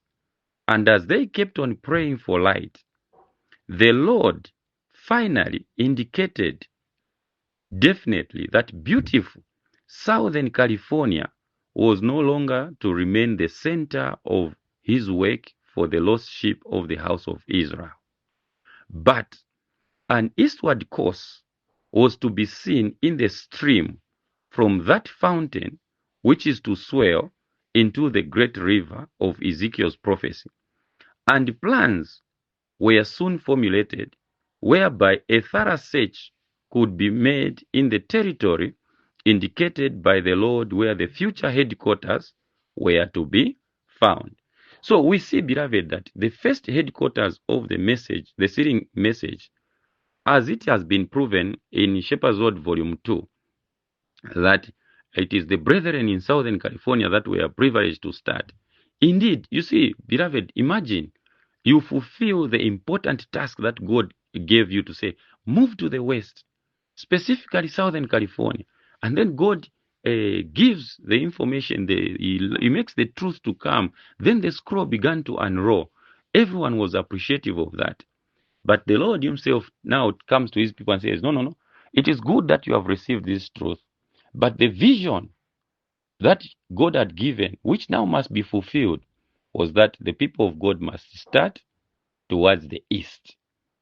And so God says beautiful Southern California was no longer to remain the center of the work for the lost sheep of Israel, but an eastward course was to be seen. So you see that the study of Ezekiel 47 does not only uh, give the truth concerning the sealing of the 144,000 and also the great multitude as the stream and the river in this instance, but it also gives or conveys the information that each directional movement has a significance in God's people finding a location of the headquarters of God on the eastward course. And so, in their eastward course, they came to what we would discover as where God Himself is saying that a search was given that they be able to go to a specific place where they must search a place where the future headquarters of God was to be located. So we come to one symbolic code number 10, page 1, paragraph 10. There, the Lord tells us something very important in connection with the prayers of the saints. I'll be able to share a few more quotes that will prove that indeed people prayed and God answered. And when they prayed, this is the answer that God gave them. It says, one symbolic code number 10, page 1, paragraph 10 says, therefore, He has given us one of His beautiful lakeside hills adjacent to Waco, Texas, a city of about 60,000, yet far enough from it to be away from the world and its evil environment, about 5 miles from the center of the city and about 2.5 miles from the city limits. There lies 189 acres of land for our camp. So we see that this is what the prophet was able to uh, announce after it was given to them to pray and seek for the next location that the Lord was to give them. And so God landed them in Waco, Texas, where the future headquarters was to be found. So we see that as our friends were praying and committed everything to prayer, God answered them, and so the move was made to this place that was shown to them. Coming just a paragraph up above, we come to the same one symbolic code number 10, page 1, paragraph 9. Just like it was mentioned of Southern California, that is where God's message was to start. That is where those who are reforming in the West must be able to receive the truth. So it was also that in terms of the location of the future headquarters, after many prayers, the Lord also indicated definite places where the fulfillment was to be done.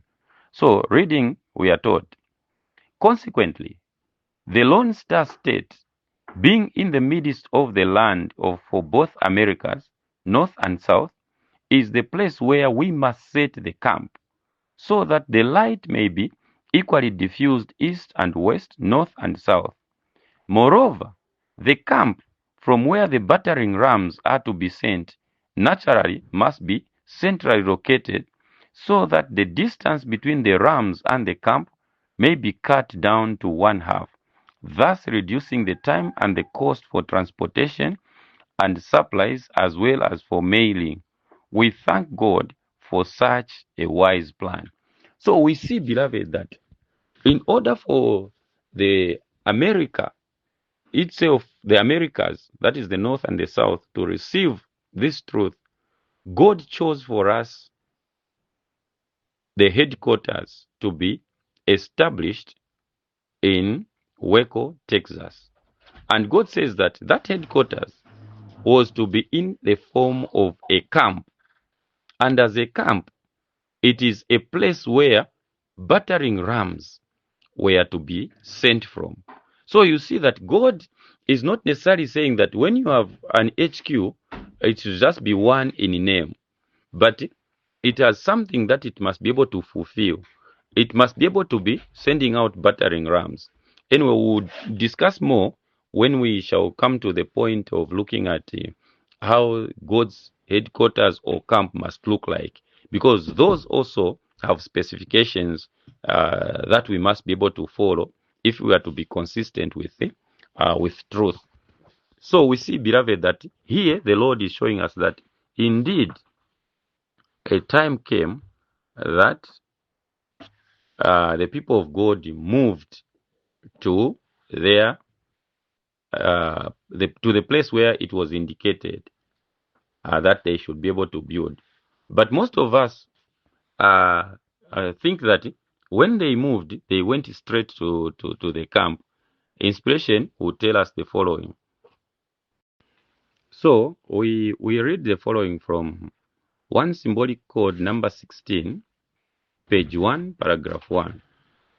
The prophet writes, "We are happy to announce that the headquarters office of the sealing message moved from Waco to Mount Carmel Center on September 29 to its new and permanent home location for the proclamation of the message of the true witness to the Laodiceans." Testimonies for the Church, volume 3, page 253. You see, this is very interesting that most of us tend to miss out what God is communicating. We see that, yes, they moved from beautiful Southern California to Waco, Texas. But before they could settle on Mount Carmel, they were in Waco. And so we are taught to say on September 29, that is when they had to make a move from Waco to Mount Carmel Center. So you see, beloved, that within Waco, they had two sites there that the prophet is sharing here, that they were based in Waco. Now, a time came that they moved from Waco to Mount Carmel Center, which was its permanent location. So meaning, wherever they were in Waco was a temporary place, because Mount Carmel Center was to be built and to become the camp or the permanent location as opposed to where they were, because it's not for me to tell as to whether they were in one place or they moved, because the prophet doesn't share that. All he shares is this, that there came a time that they were to move from Waco itself to go to Mount Carmel, which was also in Waco. Okay, so you see that they moved from a temporary place to their permanent place. So this is the permanency that is mentioned here. Not that it was to remain permanently the location of God, as we shall see as we continue on, beloved. So we see that the reason why now they moved to this center is that they now begin to do the serious work that God had committed to them, that of gathering people from Laodicea. Okay.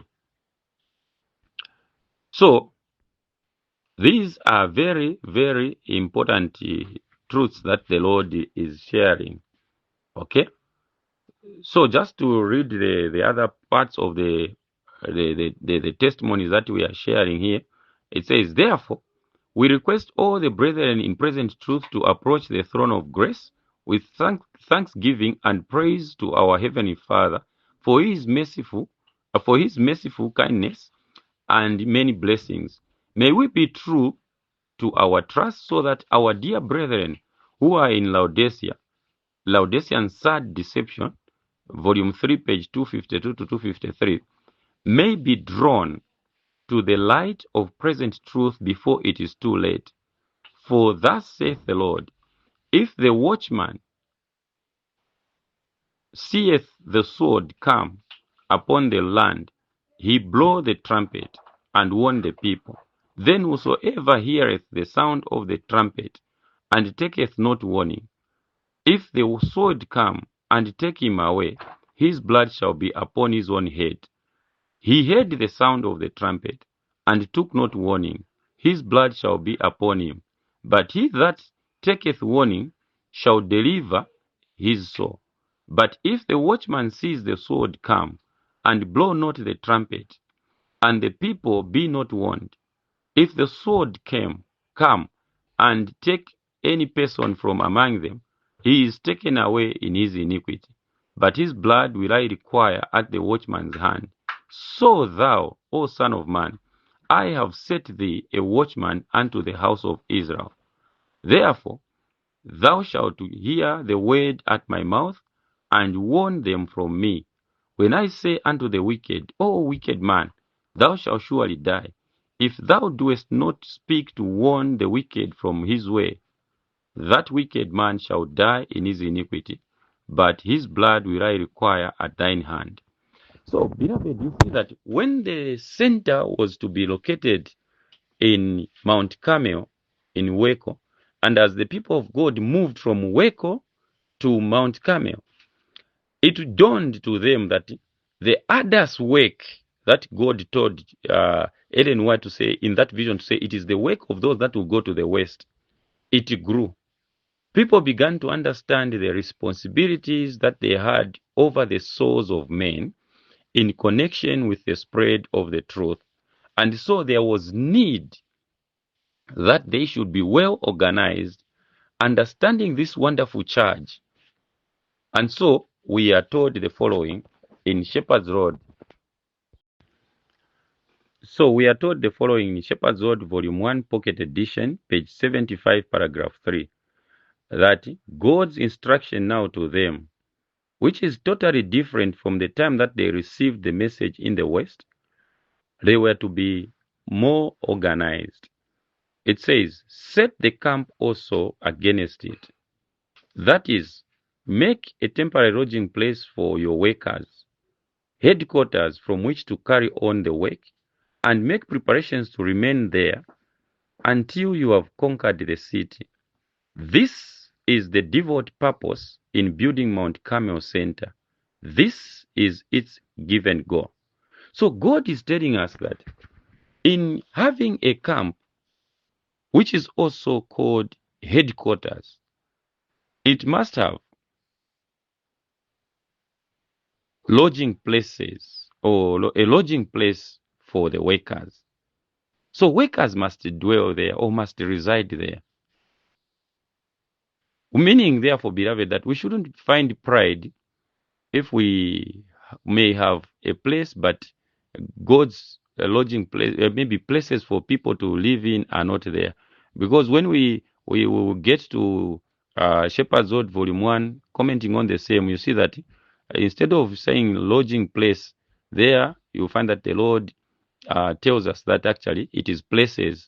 So we see that God's people must be well trained and settled in his headquarters, where they should be able now to plan the work and to make it move at his instruction.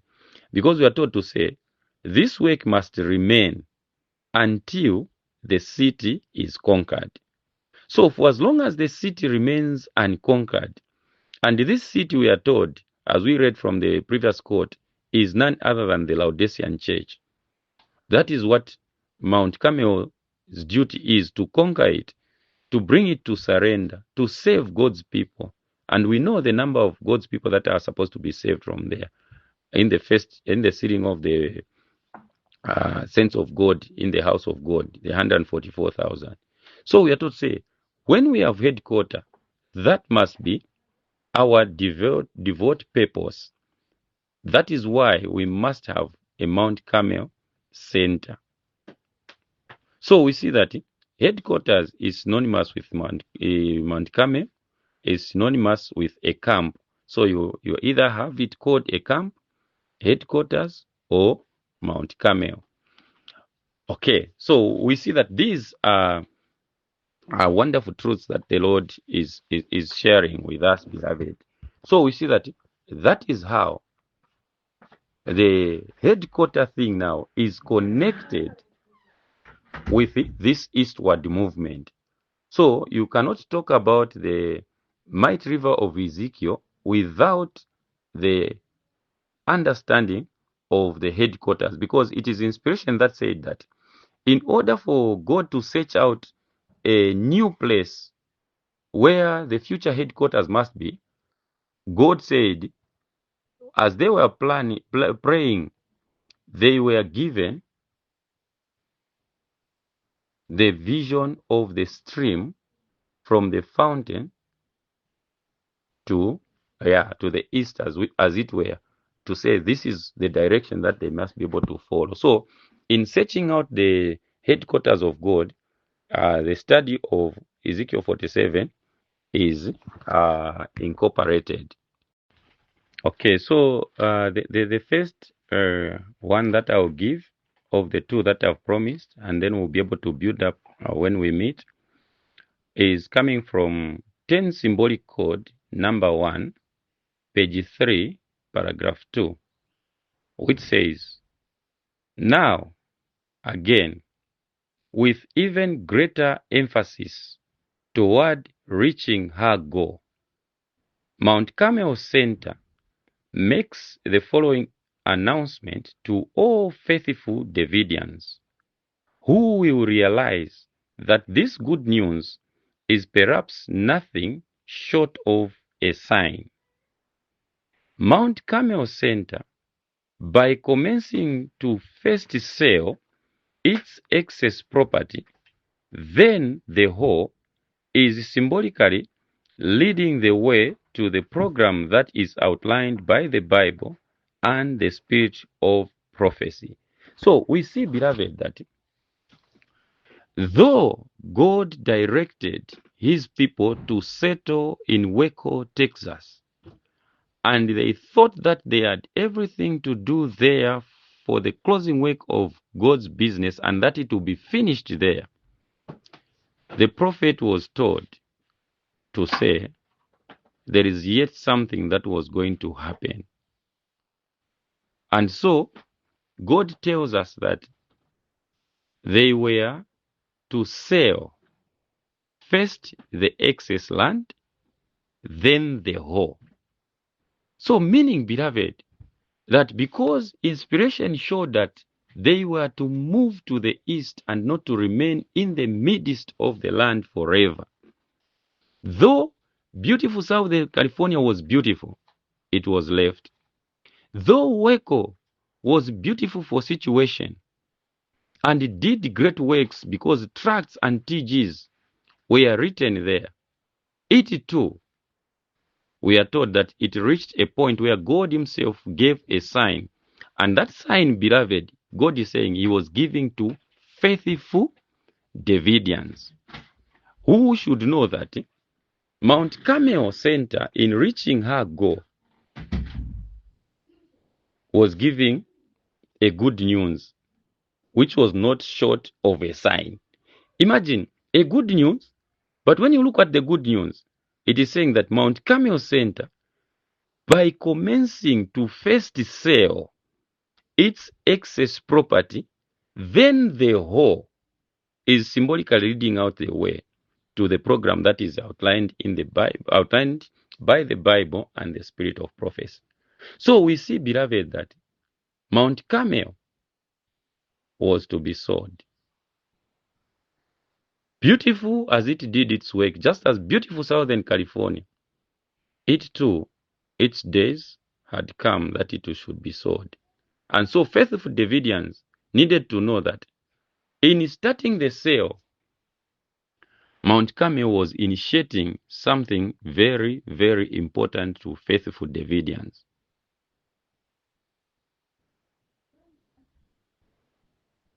This is what God is projecting. But as like I said, I just gave this quote because there are things that we need to understand between this quote, should I say, between the establishment of Mount Carmel Center as they moved from Southern California to the excess land and the original land that they had.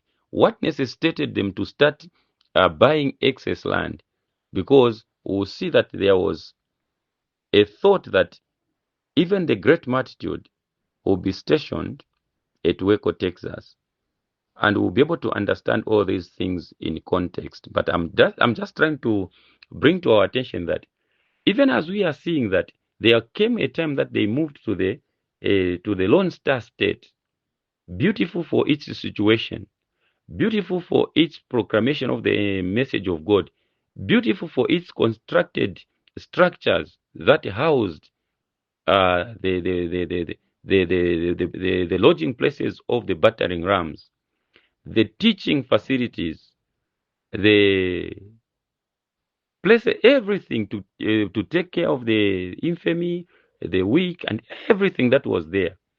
As you can see from Mount Carmel Training Center, how it was said to be beautiful.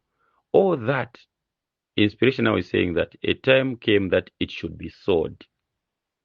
So for today, this is the last quote that I'm giving from 10 Symbolic Code number 1, page 6, paragraph 1, which says, "Be it, therefore, known that part of Mount Carmel property is being subdivided for high-class residences, beginning at the old peach orchard near Mount Carmel entrance."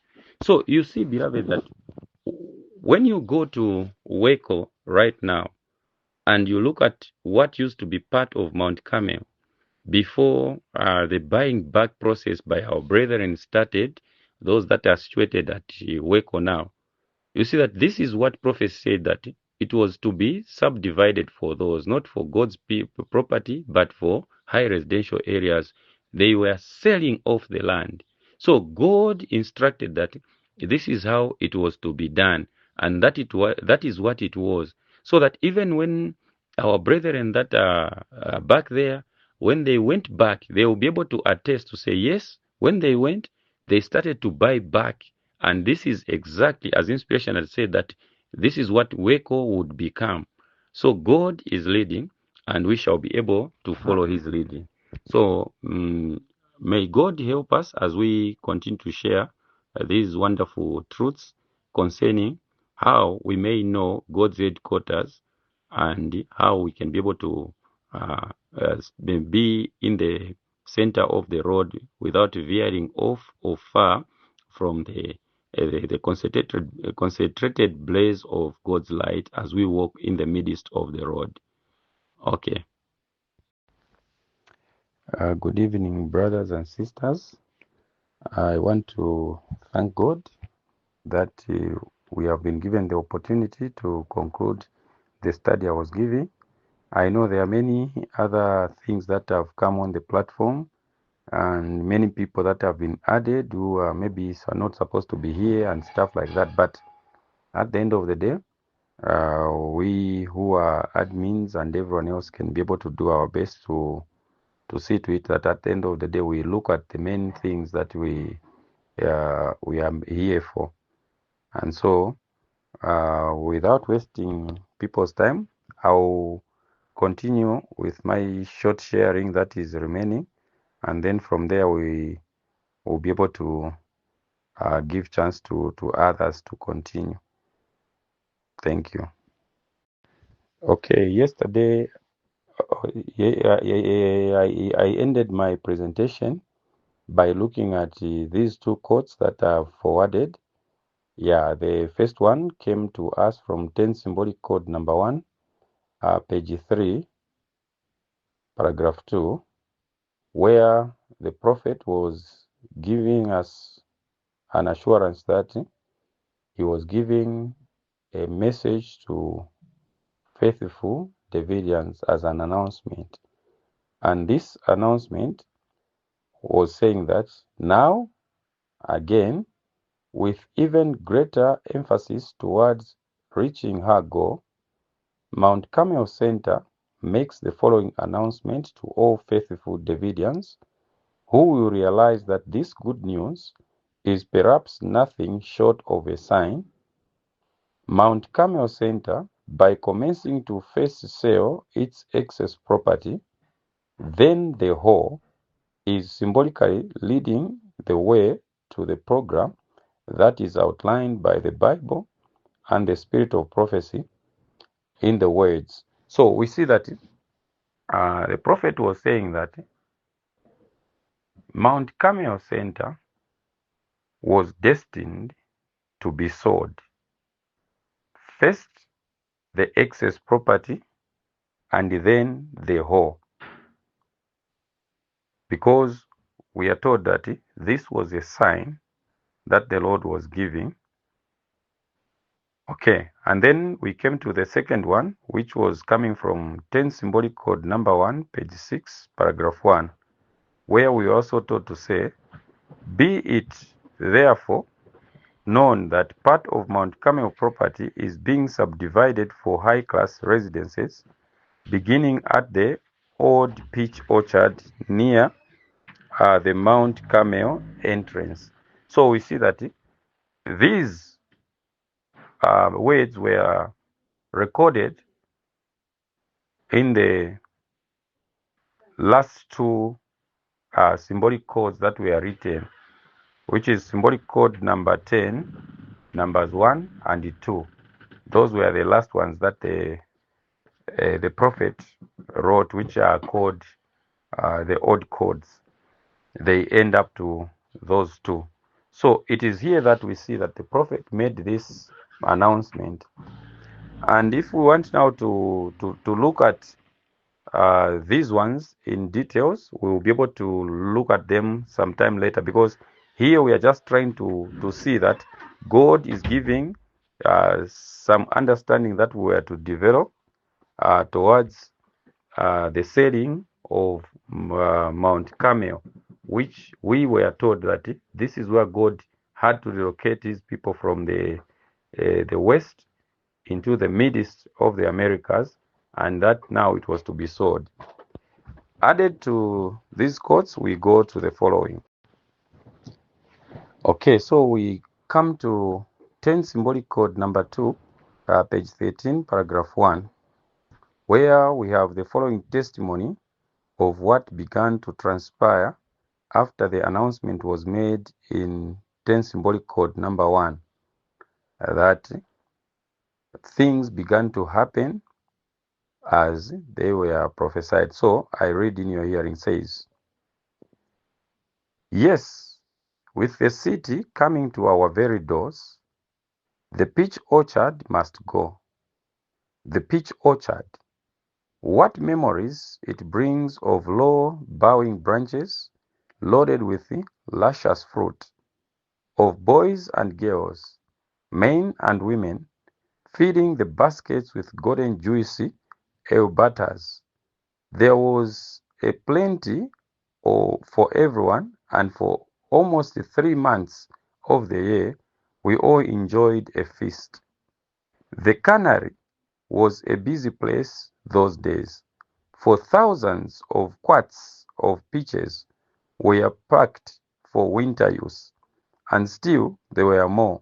So the sailway was opened, and cars came from far and near to buy Mount Carmel peaches. So we see from this testimony that people began to remember how the peach orchard was fruitful, and that because the city limit was coming closer to Mount Carmel Center, there was a sale of the peach orchard, and all those memories were only to remain memories because the land was to be sold. So we see that these were testimonies that were given. Okay, so the next one. All right, so the next quote is the same 10 symbolic code number 2, page 18, paragraph 1. We have also this testimony that says, I am greatly impressed by the things I have seen and heard about the building up of Mount Carmel in the early days, and the progressive selling off of land tracts as its purpose is fulfilled. I am also impressed with the need of setting an example to all believers to do likewise, as the Lord shows the way. My interest was further aroused by the several sightly buildings, also by the huge amphitheaters which seats thousands of people and which can be made ready for use in few days. The reason I was impressed more by these things than by anything else was that I did not expect to find them, but it has proven to be another vivid witness to me that the Lord's hand is directing his work from this point. So, here we see that another witness comes to give a picture of what was happening at Mount Carmel. That just like the prophet gave the instruction that it is God's guidance that the sale must start and that the people of God should enter into the hunting campaign, at least for that time. So we see that there was what is recorded to us here in 10 symbolic code number 2, page 18, that indeed the building of Mount Carmel still remains something important.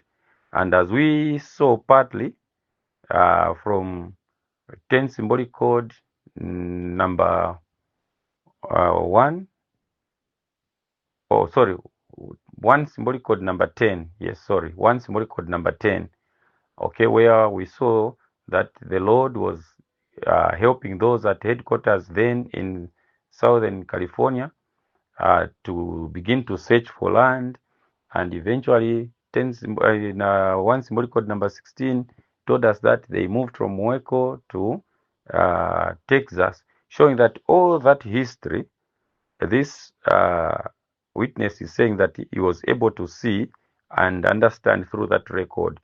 But beyond that now, they saw that the Lord was now giving the instruction that the selling should continue as it were. Okay. So we see, beloved, I just want us to look at the first pages of the 10 symbolic code, number 1 and number 2. We want to get something that the prophet mentioned as to what had happened between the writings of 9 symbolic code and 10 symbolic code, so that we hear what he said, and then we see that having written 10 symbolic code number 2, the prophet later got sick and he died before he could from his mouth announce where the saints were to go after his death.